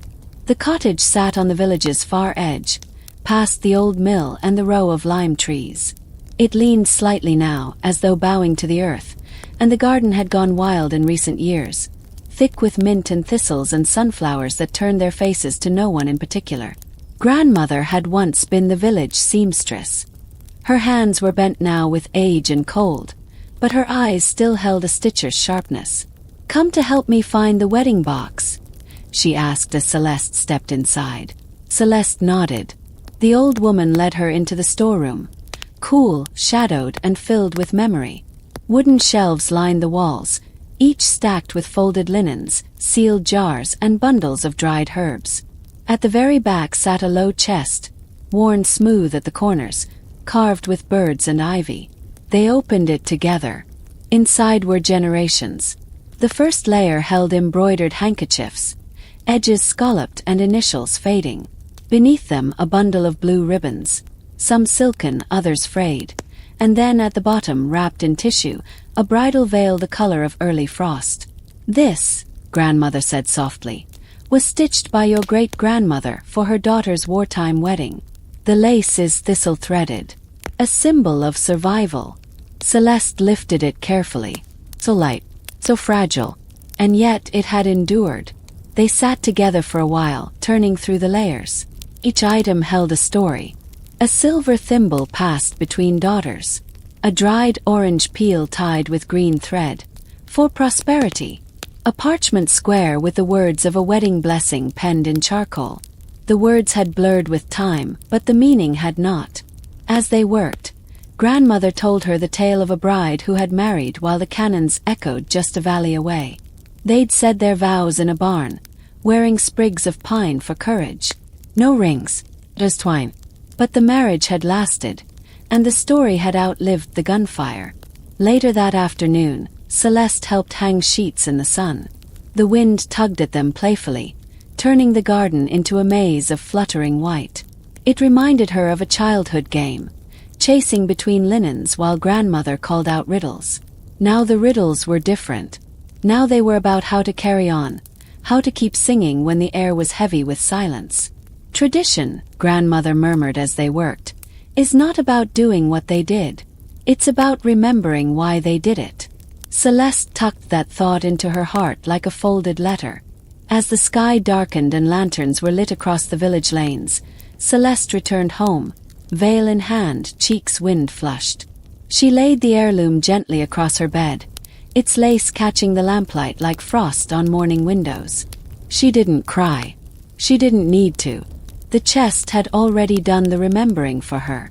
That evening, as she sipped tea and listened to the baker's slow breathing below, she began to sew. Nothing grand. Just a small lavender sachet to tuck into Henry's next letter. She stitched by candlelight, each movement calm and sure, her needle glinting like starlight. Outside a dog barked, a door closed somewhere. The world kept turning. And in the candle's flicker, Celeste whispered softly to herself, "Let him feel this scent and think of home." The fire crackled gently in the hearth, casting golden shadows that danced along the walls. Outside, dusk settled like a velvet shawl across the rooftops. Lamps blinked to life, one by one, down the narrow lane. Within Celeste's small sitting room, thread and time passed quietly between women. 3 chairs, 3 women, one shared silence. Madame Rue, the widow who had once mended uniforms during the last war. Margot, barely 20, newly engaged and constantly adjusting her collar. And Celeste, hands folded in her lap, watching the stitches move like steady breath across linen. They called it a sewing circle, though no official name was ever given. No invitations, no rules. Just an old rhythm. The comforting rise and fall of needles, the soft clipping of scissors, the gentle stories told without urgency. This evening they worked on wedding favors, simple cloth pouches to hold lavender and rosemary. Fewer guests would come, of course. Wartime did not allow for grand gatherings. But even if only 5 people attended, each would hold one of these handmade tokens. "We used to tuck small coins inside," Madame Rue said, her voice warm with memory. "To wish wealth, or a seed. For children." She smiled faintly. Now just scent. The luxury of peace. Celeste's hands moved slowly, looping the thread through cloth. She chose red stitches. Not bold, not loud, but clear enough to carry meaning. Beside her, Margot giggled softly. "My mother says if you embroider the bride's name backward into a sachet, it wards off bad luck. And invites gossip," Madame Rue added with a wink. They laughed quietly. The kind of laughter that doesn't stir the air, but lives comfortably in it. On the windowsill, a candle flickered beside a sprig of dried yarrow. Protection for the home. Superstition, perhaps. But in uncertain times, even old rituals felt like roots. They spoke next of rings. Margot's fiancé had carved one from walnut wood, stained and polished. Celeste's had been smithied from a broken brooch and a bit of wire Henri had found while on leave. "It isn't gold," she'd told him when he slipped it onto her finger. "But it's honest," he'd replied. The talk turned, as it often did, to what was missing. The music, the dances, the loud, stomping joy of weddings past. Those long village nights when feet ached and cheeks glowed from cider and spinning. Now the weddings were quiet, quick, often unannounced. But perhaps they all agreed the quiet made something else louder. The vows. Celeste remembered how Henri had looked at her, not with performance but presence, as though each word he spoke tied them with invisible threads stronger than any silk. She would sew that feeling into the pouches. Not literally, of course, but perhaps, if her breath was calm, if her needle moved gently, if she stitched with all the care in her heart, perhaps that devotion would live in the fabric. The way sunlight lives in petals. As the night wore on, Madame Rue dozed in her chair, her spool of thread rolling lazily toward the hearth. Margot began humming a tune, a soft melody half forgotten, perhaps from her grandmother's garden. And Celeste kept sewing. Her stitches weren't perfect, but they were steady. Steady as hope. Outside, a storm began. Not loud. Just a slow patter of rain on rooftops, gathering in the eaves and slipping like tears down old window panes. Celeste stood and opened the shutters slightly, letting the scent of damp earth drift into the room. She breathed deeply. The smell reminded her of wet wool and forest leaves, the very scent Henri had always said meant home. She lit another candle and wrote a short note to slip inside one of the sachets. For the moments when you forget how deeply you are loved, open this and remember. She folded it small, tucked it gently into a pouch, and tied it shut with red thread. One favor done. Dozens to go. But she was in no rush. The sewing circle ended with quiet goodbyes and the soft creak of the door closing. Later, alone once more, Celeste cleaned the table, folded the scraps, and sat back down with the half-finished sachets before her. She ran her fingers across them, not to check for flaws, but to feel the warmth of work well done. Each one would be a whisper in someone's hand. She imagined a guest, perhaps an elderly cousin or a neighbor's daughter, holding that little pouch during the ceremony, pressing it to their nose, letting the scent of rosemary stir some hidden memory. That's what traditions were. Not grandeur, not ritual for show, just a touchstone, a way to say, we've been here before, and we'll be here again.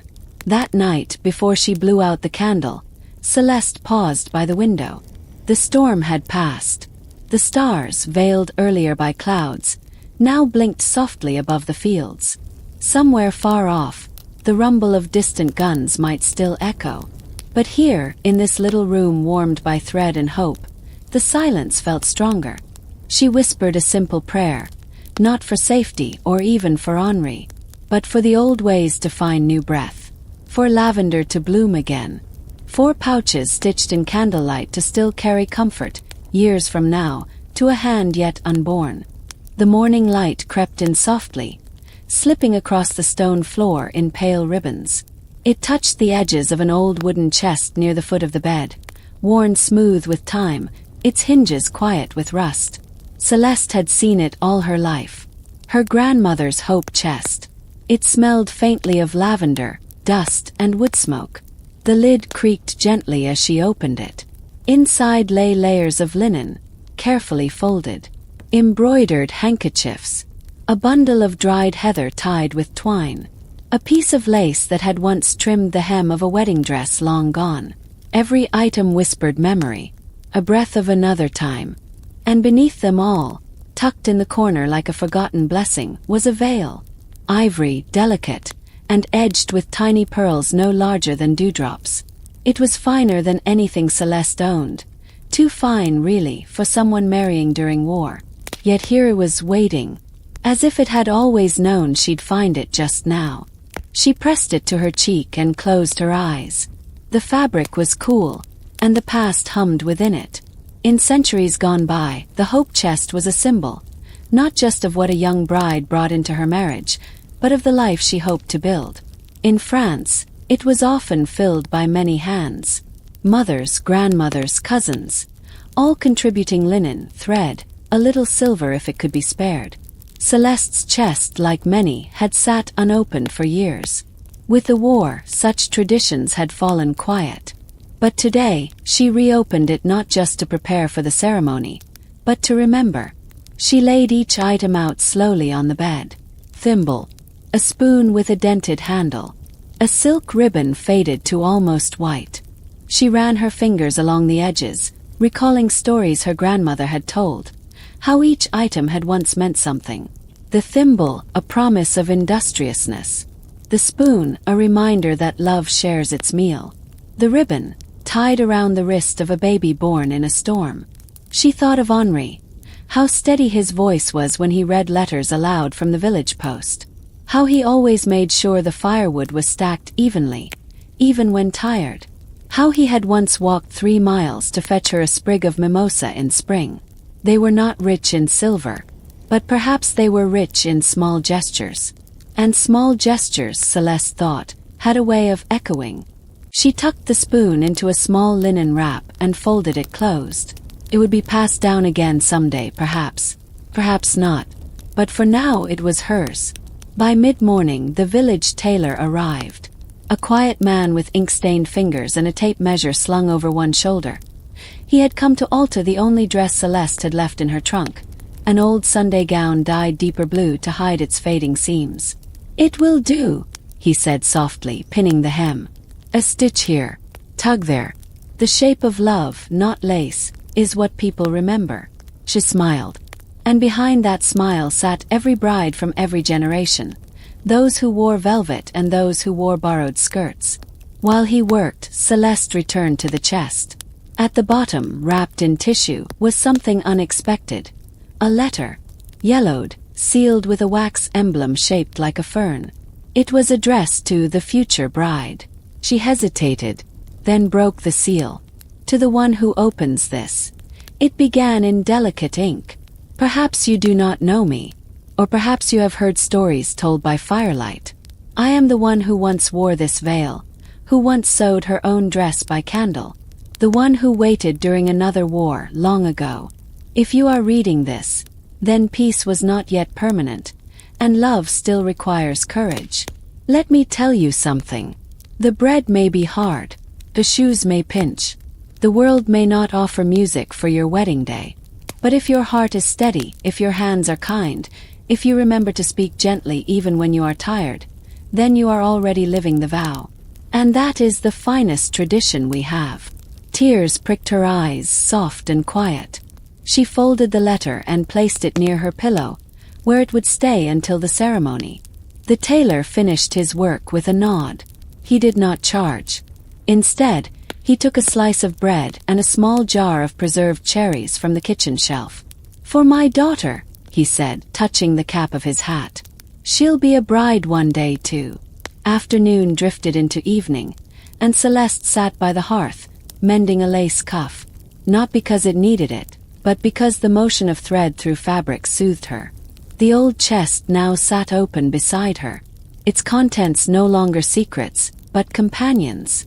In the corner, the veil hung beside the fireplace, the candlelight catching the pearls just so. They glowed like stars on water. Later that night, as the bells rang for the final hour, she penned a short note of her own and tucked it into the chest for some future hand to find. "If the world still trembles when you marry, know that you are not alone. Others have loved in uncertain times. And still we chose joy." She blew out the candle and climbed beneath the quilt. No promises of forever, just promises of morning. The bell tower stood crooked and proud, its stones smoothed by rain, time, and generations of glancing sunlight. Though war had taken many things, the bell still rang. Not for alarm, not for mourning, but for weddings. For moments when two lives were gently knotted together, like threads woven into a single cloth. That morning, its chime drifted through the misty valley, clear and low. Celeste paused by the window, her veil already pinned, the hem of her dress brushing the wooden floor. The chime sounded again. 1, 2, 3 slow notes, each one echoing softly through the cobbled lanes and garden paths, inviting not guests but memories. In times before war, a wedding meant a feast, garlands over doors, music that danced until midnight. But now, celebrations had shrunk to whispers, soft as a prayer. Still the bell rang. Still the village paused to listen. Down the lane, behind a crooked blue door, lived an old woman named Mariette, known in the village simply as the Weaver. Her hands had crafted shawls and cloaks for more weddings than she could count. Her loom sat beside a hearth cold with age but glowing with memory. As the bell rang, Mariette reached for a folded cloth wrapped in linen string. It had waited on her shelf for years, stitched in quiet hours with threads dyed in beetroot and elderflower, onion skin and walnut hull. It was meant for a bride once. That bride never came back from the front, and so it waited. And now, it would go to Celeste. By mid-morning, the old weaver arrived. Celeste met her at the threshold with open hands. "It's yours," Mariette said simply, pressing the cloth bundle into her arms. The fabric inside shimmered faintly, the weave tight and intricate. Not silk, not velvet, but something finer in its own way, because it had been made without hurry, without greed, and with the heart of someone who still believed in morning after long nights. "This," the old woman added, "is a blessing not written in books." Celeste nodded, eyes lowered, touched beyond words. That cloth would become the table cover where their bread would rest. The napkin wrapped around the small knife they would cut it with. The cradle lining for a baby, if peace came soon enough. It was tradition in the village to bless the marriage bed with 3 gifts. A woven cloth to hold warmth, a sprig of yarrow to guard dreams, and a bowl of salt to keep bitterness from taking root. Celeste placed the cloth gently on the table near the hearth. Henri had already laid a wooden bowl there, half filled with salt taken from the sea. Not white and pure, but gray and coarse, like something drawn from deep time. The sprig of yarrow would come later. They both knew who would bring it. Henri, meanwhile, had been in the garden, not to gather flowers, but to smooth the path of stone that led to their doorstep. His father had once said, "A marriage is not a moment, it is a road, and roads must be tended or they disappear." So Henri had spent the early hours brushing away leaves, filling the cracks with soft moss, and placing 2 flat stones side by side at the threshold. One for him, one for her. He was not a poet, but in the quiet of his work, he spoke volumes. When he returned inside, the scent of thyme and wood smoke clung to him. Celeste rose from her chair, took his hand, and placed it on the woven cloth. "This was meant for someone else," she whispered. "But now," Henri said, "it's home." They did not need music. The fire crackled. The spoon stirred. The world outside had faded, if only for now. Evening drew near, and with it came the eldest child of the village, a boy no taller than the garden gate, carrying in his hands a wild sprig of yarrow, not plucked from the fields, but grown in a pot by his grandmother's window. He stood at the door, hat in hand, cheeks pink from wind. "For protection," he said quietly. "She says it wards off sadness." Celeste knelt and took the sprig gently, placing it beside the salt and cloth. "Tell her thank you," she whispered, "and that I will remember." That night they did not host a feast, but they made soup from beans and dried carrot, with herbs steeped in butter. They toasted with watered wine and offered slices of sour bread to any neighbor who passed by. And when the sun dipped behind the hills, they lit their window with a single lantern, the old kind with glass cracked from years of use. Its glow shone through the veil that now hung in the corner, soft as the breath of moth wings. Henri wrapped the woven cloth around Celeste's shoulders, not for ceremony, just to keep her warm. As she stood at the window, watching the last of the day fade into twilight, she whispered to herself, "They tried to end the world. And yet—" She looked down at her hands, still strong, still holding his. "And yet we wed." Let the rhythm of the bell stay in your thoughts now. Let the softness of the woven cloth and the salt of the earth guide your breath. Sleep finds you gently. The morning after the wedding passed like mist through the trees, light, quiet, and gone before one could truly name it. The embers in the hearth still glowed faintly, and the air smelled of thyme and old smoke. Celeste sat by the window, unbraiding her hair, each strand falling like ink across her shoulder. Henri stirred a pot slowly. Oats, water, a hint of plum preserve from last night's supper. Their first breakfast as husband and wife was not grand, but then neither of them had expected it would be. Instead, it was quiet, and warm, and enough. From beneath the floorboard near the hearth, Celeste withdrew a small wooden box. She had kept it hidden, untouched during the ceremony. It was lined with linen and filled with letters, some unopened, others read until the ink had faded.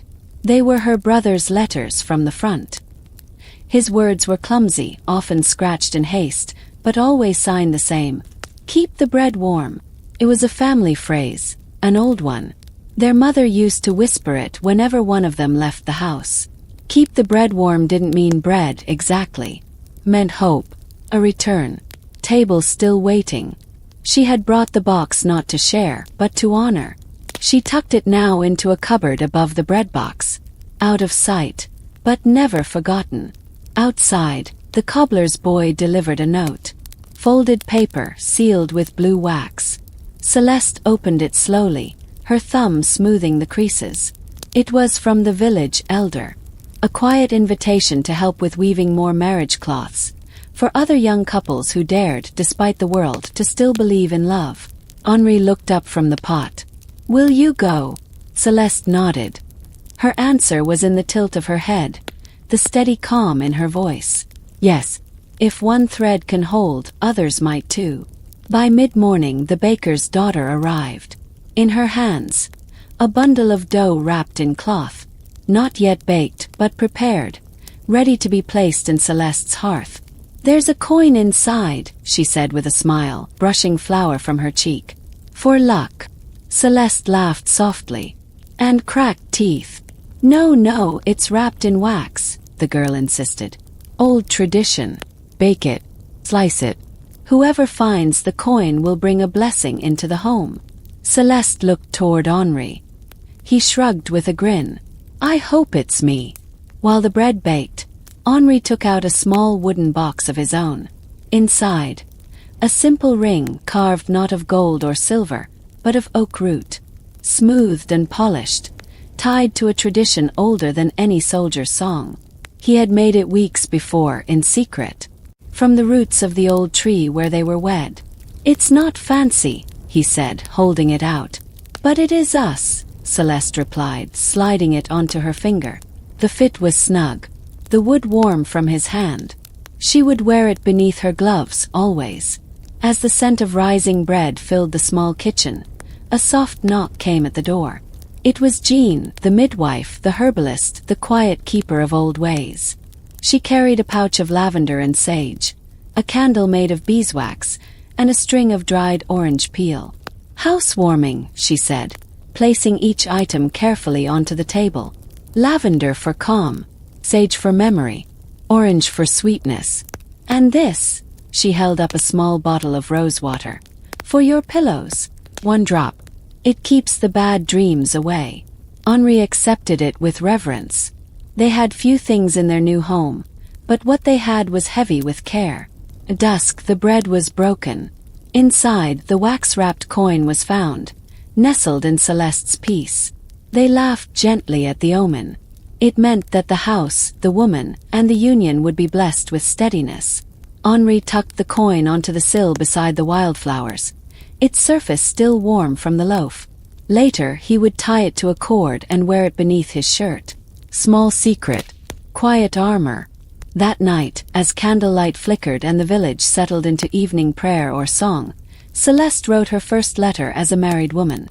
Not to her brother, not to a soldier, but to the next bride. She wrote it in soft ink on rough paper and tucked it into the folds of a new woven cloth. The note said only, "If this finds you, know that others came before you in days both bright and dark. Wrap this cloth around your shoulders when you feel alone.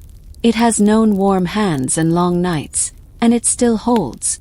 The cloth would be passed on, because that was what weddings were even in wartime. A long thread passed hand to hand, across seasons, through silence and fire. Sleep now, with the scent of baked bread and rosewater still lingering. Let the hush of old rituals calm your breath. Let the soft ring of the village bell echo far into your dreams. A pale blue dawn stretched slowly across the rooftops of the quiet village, laying its hush gently over frost-tipped fences and moss-lined wells. The world seemed paused, as though it, too, was savoring the fragile peace of this small corner of war-darkened land. In the single-room home above the bakery, Celeste stirred from sleep.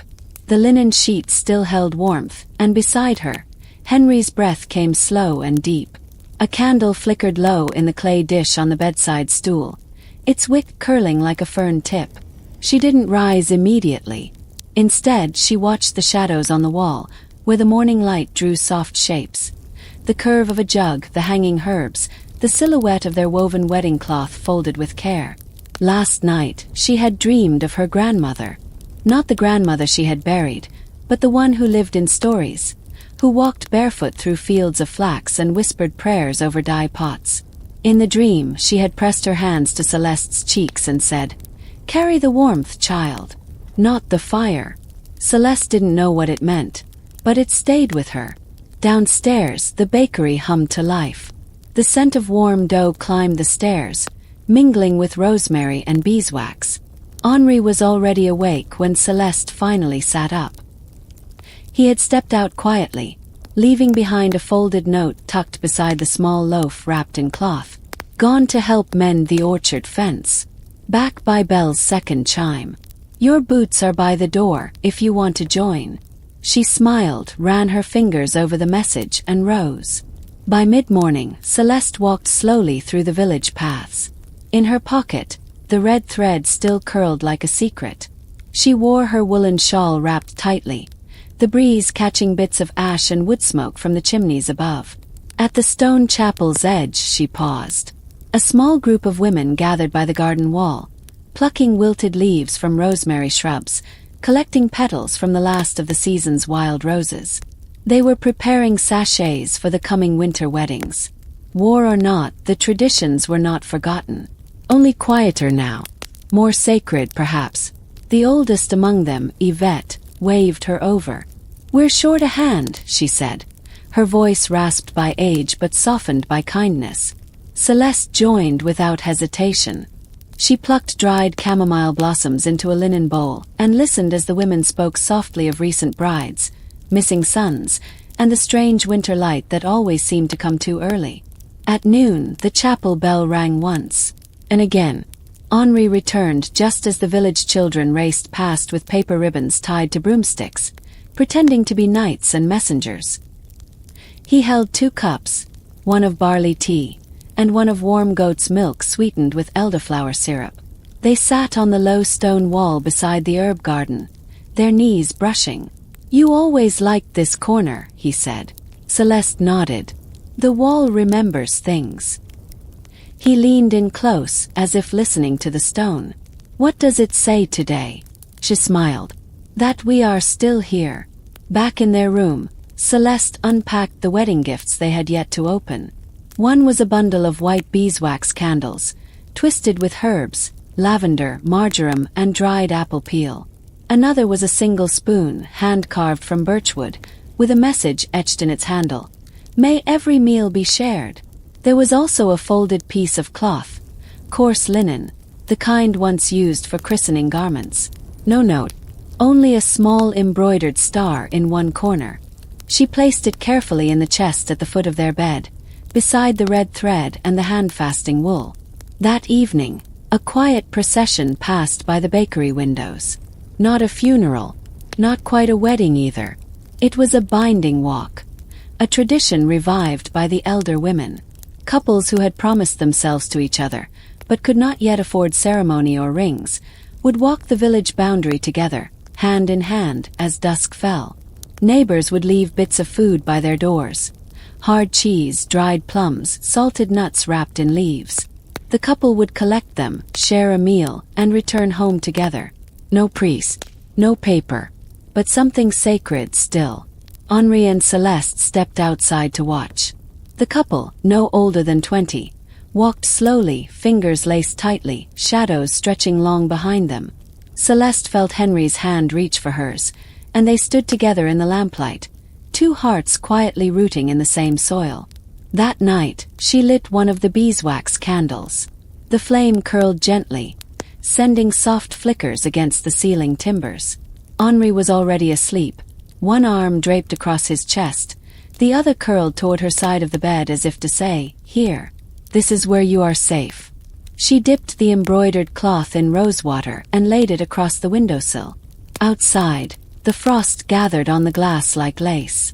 Celeste lay down and placed her hand over her chest, where the oak root ring rested beneath her linen shift. She listened to her breath, and the world held still. Somewhere beyond the village, across hills now dark with shadow, distant thunder echoed. Guns, not clouds. Faint. Not near enough to stir fear. Just enough to remind. And yet, in this small home, tucked beneath eaves and layered quilts, a wedding still lingered in the air. And with it, hope. Steady. And stitched into everything. Let your breath slow now. Let the hush of twilight cradle your thoughts. Let the dreams come gently, like petals on a drifting wind. The wind arrived early that morning, before the sun had even brushed the tops of the hedgerows. It rolled in softly through the village, tugging at washing lines, bending the stalks of faded lavender, and rattling the window panes just enough to make a sleepy home seem alive. Celeste was already awake, seated by the window with a shawl around her shoulders, her toes tucked beneath a folded wool blanket. She was embroidering in the half-light, threading tiny vines and stars into the hem of a linen table cover, the same one used on their wedding night meal. Each stitch was slow, intentional, as if time itself could be persuaded to wait. A pot of barley tea warmed on the hearth. The scent of it mingled with the faint smoke of damp logs and the waxy sweetness of last night's candle. Henri was still asleep, one arm flung across his brow, lost in dreams or perhaps just the peace of knowing that, for now, they were still together. On the windowsill sat a letter, unopened. Its corner was damp from a drop of last night's rain. The seal was intact, the handwriting unmistakable. It was from Henry's brother, Julian, soldier, one of the lucky ones who still wrote home. But it wasn't the words Celeste feared. It was the silence between them. She let it sit. In the village square, a chalkboard had been set up near the bakery. Every few days, someone would walk the long route to the nearest post station and return with a list of names. Updates from the front. Sometimes it was a short list, sometimes too long. Today the list was neither. But two names had stars beside them. That meant injured, stable, or so they were told. The truth often arrived later, in envelopes that smelled of rain and iron. Henri took a quiet moment before going to check the board. He always did. He would linger by the hearth, rinse his hands, straighten his collar, even when no one was looking. Then he'd walk the street as if he were just going for bread. This time he paused beside Celeste and kissed her crown. "Keep the tea warm," he said.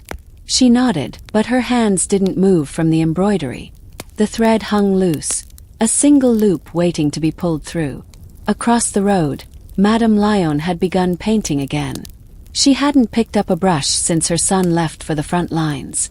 But this morning she was seated on her porch, wrapped in an old velvet coat, dabbing watercolors onto scraps of parchment. Her paintings were always quiet things. Doorways, boots by a threshold, a child's woolen cap resting on a chair. Little moments the war had not taken. Celeste watched her for a long while, then returned to her stitches. When Henri returned, he carried no bread. Just a folded note and a quiet look in his eyes. "It's Julian," he said, sitting on the edge of their bed. "He's been transferred, closer to the city hospital. He'll need care, but he's alive." They sat in silence. Relief had its own weight.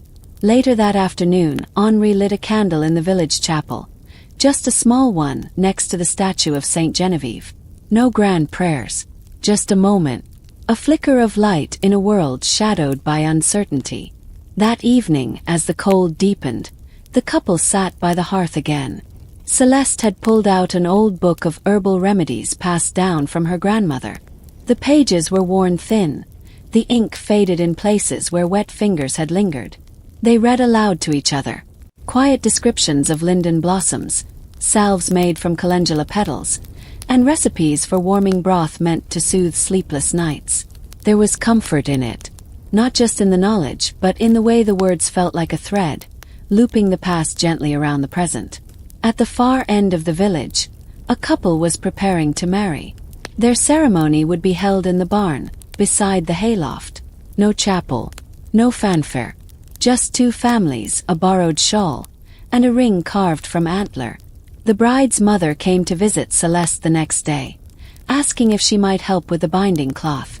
"Something simple," she said, "but with warmth in it." Celeste offered the table linen she'd been stitching. "It's not finished," she said, "but that makes it fitting." She sewed one last vine into the corner, then pressed it between warmed stones to smooth the creases. As dusk arrived, the village took on its hush once more. The postman came through just after sundown, lantern swinging at his hip. The children raced behind him, hoping for a letter, a parcel, or even a small sweet from the city. But tonight he carried something different. Small box, wrapped in old cloth and tied with ribbon.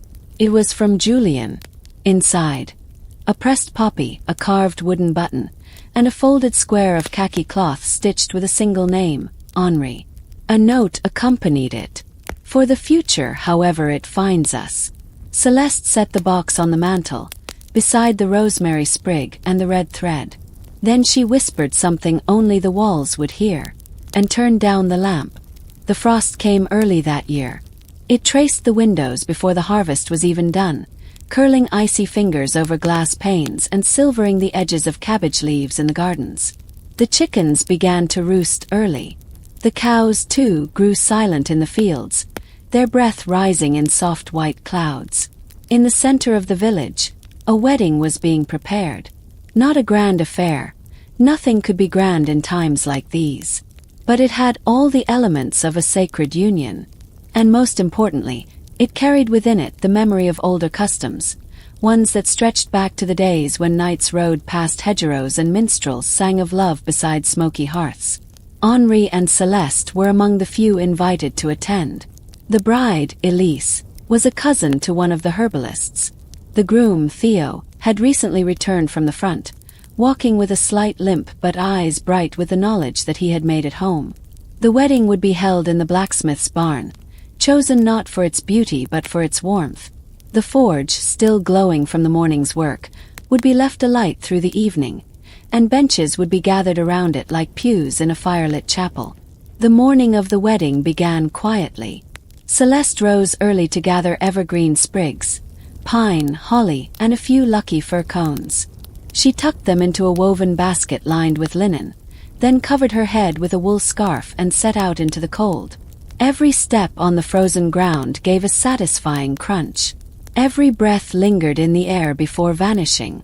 She passed the chapel, where the bell rope had been tied with a ribbon, soft crimson, nearly faded now, left over from a soldier's return. Back home, Henri was carving a small wooden token for the couple, a tradition that had once been common in their village. A tiny bird, no longer than his thumb, to symbolize hope nesting in the heart of hardship. It wasn't perfect. The beak was slightly crooked, but it held a quiet charm. The bride's preparation was equally modest. In the back room of the herbalist's cottage, Elise stood before a warped mirror, fastening a loop of dried lavender and rosemary into her braided hair. She wore a gown passed down from her grandmother, undyed wool, thick at the sleeves and hem, with small embroidered wheat stalks tracing the neckline. On her wrist, a simple red thread. She looked not like a princess from a storybook, but like something older, wiser, like a woman shaped by both winter and war. Her mother handed her a small handkerchief, neatly stitched with their family's sigil, a humble patch of nettles and stars. "To keep in your pocket," she whispered, "so you remember who you are." By late afternoon, the guests had begun to arrive. Their coats were patched, their boots muddied, but their faces carried something luminous, a warmth that didn't come from fire, but from the collective will to make joy in the cold. Candles lined the barn walls. They flickered against beams blackened with soot. Above, small bundles of sage and straw hung like charms, swaying gently in the breeze. As Elise entered, no music played. Instead, a hum began, low, steady, like the hush of distant wind. The same village lullaby had been sung at Celeste's wedding. The same harmonies passed from voice to voice without instruction. The elder stepped forward, holding the binding cloth. This one had been pieced together from scraps, sections of wool, linen, even a square from an old military undershirt. It was not elegant, but it was beautiful in the way only necessity can make something precious. The elder's hands, wrinkled and worn, moved with care as she bound their palms together. "Elise and Theo," she began softly, "may this binding remind you not just of what you promise, but why you promise it." After the vows were whispered, and the cloth tied snugly with a final knot, the forge behind them hissed softly as a log settled deeper into the coals. No one clapped. They simply stood still, silent in reverence, warm in hope. That evening, the feast was modest but joyful. Stew ladled from a single enormous pot, bread baked with onions and herbs, and a small cake sweetened with dried berries saved for months in a tin box lined with paper. The youngest children danced near the forge, spinning until dizzy. The old women passed a jug of mead, each taking a sip and murmuring a blessing before passing it on. And when Henri handed the small carved bird to Theo, the groom held it close to his chest before handing it to Elise, saying, "Hope is always safer in your hands." She tucked it beneath her shawl, near her heart. As the night deepened, the cold grew sharper. But no one left early. They huddled together, passing stories back and forth like lanterns. Each tale was short, soft-spoken, and tinged with the kind of laughter that only comes when people are weary but not broken. Outside, snow had begun to fall. Flakes drifted down in slow spirals, brushing against windows and catching in the hair of those who stepped outside for air. The village, wrapped in frost, looked like something drawn from an illuminated manuscript, a world both fragile and sacred. Henri and Celeste walked home with their arms linked. No words were needed, just the sound of their footsteps, and the hush of snow settling behind them. Inside their small room above the bakery, the candle was still burning. Celeste placed a sprig of pine beside the wedding token on the shelf. The red thread, Elise's, had been tied around a small parchment scroll listing the names of every couple who had wed during the war. It was not an official record, but it was sacred, testimony that even in the coldest seasons, love endured. Close your eyes now. Let the hush of snow and the quiet vow carry you gently into rest. The candlelight flickered softly against the frost-laced window pane, its flame dancing like a memory. Outside, the war still grumbled in the distance, low and constant, but here, in the upper rooms of the village bakery, there was only the gentle rustle of parchment and the warm scent of rising dough. Celeste sat by the small table, unfolding a stack of letters tied with faded blue ribbon. They were wedding gifts, not of gold or silk, but of ink and devotion. Love letters written during the war by couples who had been forced to marry apart, whose vows were whispered through paper, folded in fear, and sealed with wax or trembling fingers. One letter, creased a dozen times, bore the insignia of the 134th Regiment. It read, "My dearest Leonie, the wind in the trenches bites like winter, but I think of your hands wrapped in wool and rosemary, and the ache lessens. When we wed beneath that willow tree last spring, I thought it would be the beginning. But now, even apart, I understand we are still beginning. Every morning I wake and remember your voice, and that is a kind of vow." Celeste ran her fingers along the edge, the paper delicate now, like brittle petals. She wasn't reading for gossip or sentiment. These letters were being preserved, gathered for a small village archive. Henri had started the collection. He said even memories must be protected like relics. And these, too, were relics, of how love had survived not only poverty and frost, but gunfire and grief. That afternoon, the village children gathered near the chapel steps. They weren't there for a lesson or a prayer, but for a story. The elder, Madame Colette, stood wrapped in layers of shawls, her breath rising in ghostly puffs. She held a small brass lantern in one hand, a square and sturdy one with green-stained glass. "This," she said as the children leaned in, "is a bride's lantern." They blinked up at her, not quite understanding. "In the old days," she whispered, "a bride would carry this through her village the night before her wedding. It lit her way not to the altar but through memory. She would visit the homes of her elders, her midwives, her childhood friends. And in each doorway, she would be reminded of the path that led her here." The children gasped softly as she opened the lantern's hatch and lit the tiny candle within. Its glow spilled outward, green and gold. "And after the wedding," Madame Colette continued, "the lantern was kept near her bedside, so she'd always have a light to guide her, even in sorrow." The children were silent for a moment. Then one small boy raised a mittened hand. Did they still do it when the war came? The old woman smiled gently. Some did, even in bomb shelters, even when there was no wax for candles and only oil from potatoes. The flame shimmered quietly. At home that evening, Henri was working on something new. By the hearth, surrounded by scraps of cloth and handwritten notes, he was stitching together a kind of tapestry. Not a grand one, not for a hall, but a long, narrow strip that would run along the top edge of the village chapel's interior wall. Each patch told a story. A triangle of burgundy velvet from a wedding dress in 1902. A scrap of grey wool from a soldier's greatcoat. A lace trim salvaged from a veil burned at the edge during a bombing. He wasn't an artist, not by trade. But there was a reverence in his stitching, a care that made the tapestry more than fabric. It was a testament. Celeste watched him for a while, then picked up a small piece of linen from the basket. It was embroidered with 3 letters. M+J+ 1915. Marguerite and Julian, married just before he shipped out. He'd never returned, but she'd kept the cloth in her apron pocket for 40 years. She'd given it to Celeste just last week, saying, "It belongs with others who remember." Later, in the dark warmth of their bed, Celeste traced the edge of Henry's hand with her fingertips.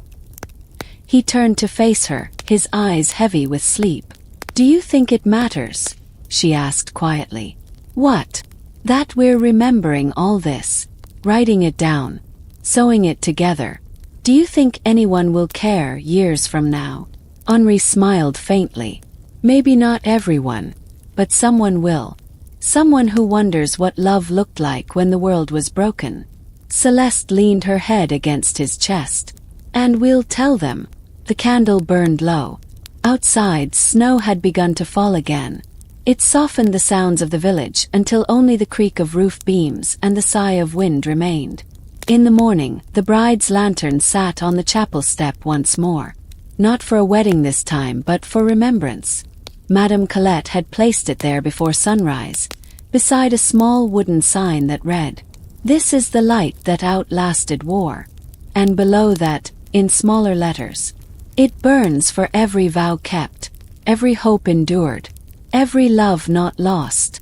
Let your thoughts settle like snow. Let the memories of green glass, red thread, and ink-stained paper carry you to rest." As winter deepened, the nights arrived earlier than ever, stealing away the sun before supper and drawing long shadows across the fields. But in one quiet corner of the village, inside a cottage warmed by fire and the scent of beeswax polish, something old was being gently brought back into the light.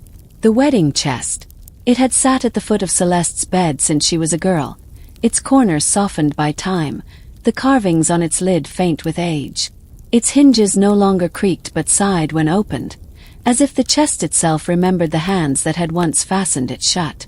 Tonight, with a candle flickering low beside her, Celeste opened it slowly. Inside, wrapped in layers of linen and lavender sprigs, were remnants from generations of brides. A lace-trimmed handkerchief stitched with initials from 1856, a silver thimble polished smooth by nervous fingers, dried petals from bouquets that had long since faded from memory. Henri came in quietly and sat beside her, his shoulder brushing hers. For a time neither spoke. Then Celeste lifted something folded and soft from the chest's depths. A veil.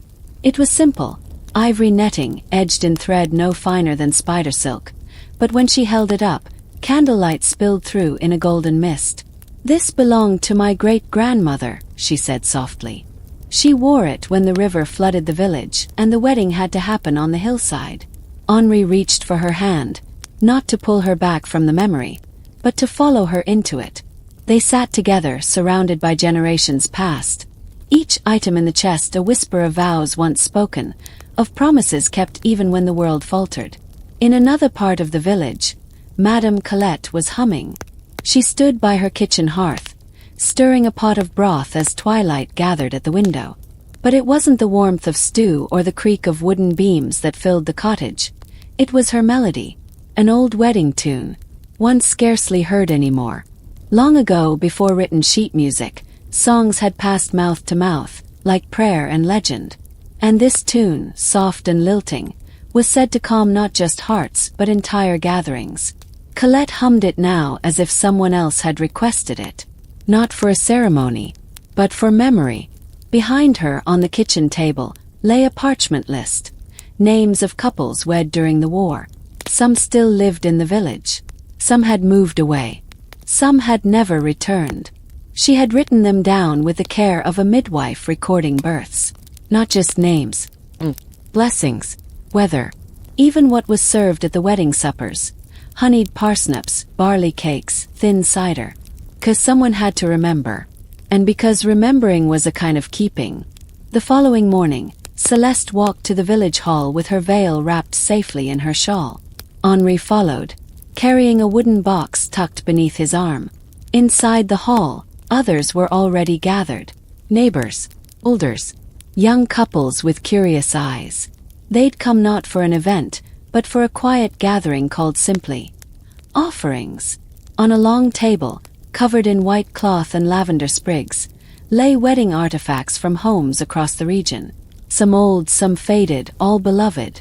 A ribbon once tied around a bride's waist. A wax seal from an old invitation. A photograph in a tin frame, edges curled. Henri added his box to the table. Inside, stitched into cloth, were the first few panels of his tapestry. Celeste unfolded the veil and draped it gently at the far end. And then something unexpected happened. Someone began to sing. Not loudly, not in performance, just softly, barely more than a breath, one of the old melodies Madame Colette had hummed. Voices joined in, uncertain at first, then growing warmer, steadier. There were no instruments, just the harmonizing hush of people remembering something together. And in that hall, filled with patchwork tokens and paper-thin memories, it felt like time folded in on itself. Like every bride and groom, every elder and child, were gathered under one roof again. That night, as the village lay hushed beneath moonlight, Celeste and Henri walked hand in hand through the orchard. Snow dusted the grass, and their footsteps made no sound. They spoke little. But when they passed the place where the apple tree once stood, the one that had borne witness to so many vows, they paused. A lantern had been hung there.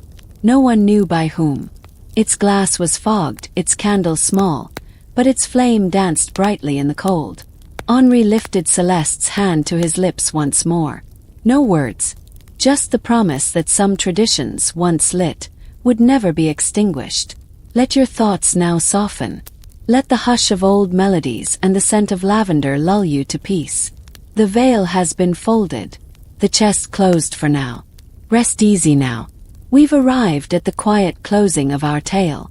Let the last embers glow softly as we wander once more through the candlelit corridors of memory.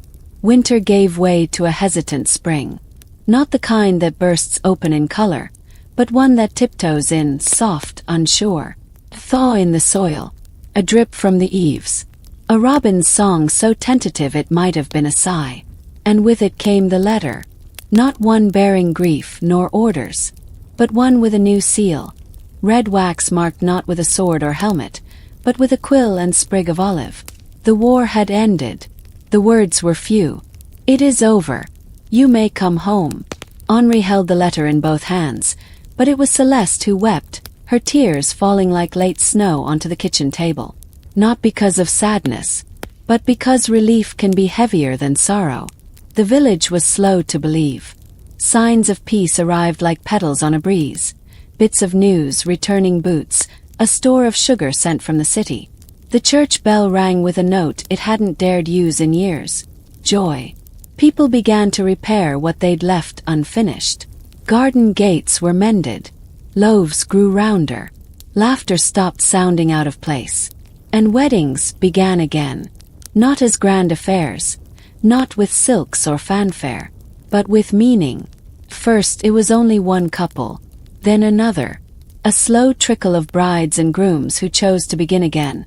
Not because everything was whole, but because love had survived the ruin. Celeste and Henri, already wed beneath the apple blossoms, did not remarry, but they were asked to do something else. To help lead a celebration. Not just of marriage, but of memory. The elder who had once blessed their joining asked them to gather the remnants, the rituals, the threads of old traditions nearly lost in the noise of war. Not to lock them in books, but to live them. So they prepared the old orchard. It was no longer blooming. Spring had only begun its work, but its branches held shape enough. Beneath them, Villagers laid linens on long tables and hung lace between the trees. From the wedding chest came the veil, the red thread, the wax seal. The elder carried her blessing book, its pages soft as rose petals from generations of touch. Madame Colette brought the melody. No one was instructed to dress a certain way. And yet, as if remembering in their bones, women arrived in long skirts and shawls. Men wore collar pins that hadn't seen daylight since their father's vows. Even children wore rosemary tucked behind their ears. And one by one, as the sun settled into its golden hour, they came forward, not to marry but to share. Each family offered something. A line from a wedding prayer in Occitan. A preserved herb bundle meant to ensure a peaceful union. A story about a bride who crossed battlefields in borrowed boots just to keep her promise. Henri spoke of the thread, the way it had once tied hands together, and now seemed to wind its way through the entire village, invisible and unbreakable. Celeste read aloud the blessing they had received the day they wed. When bread is scarce, share it.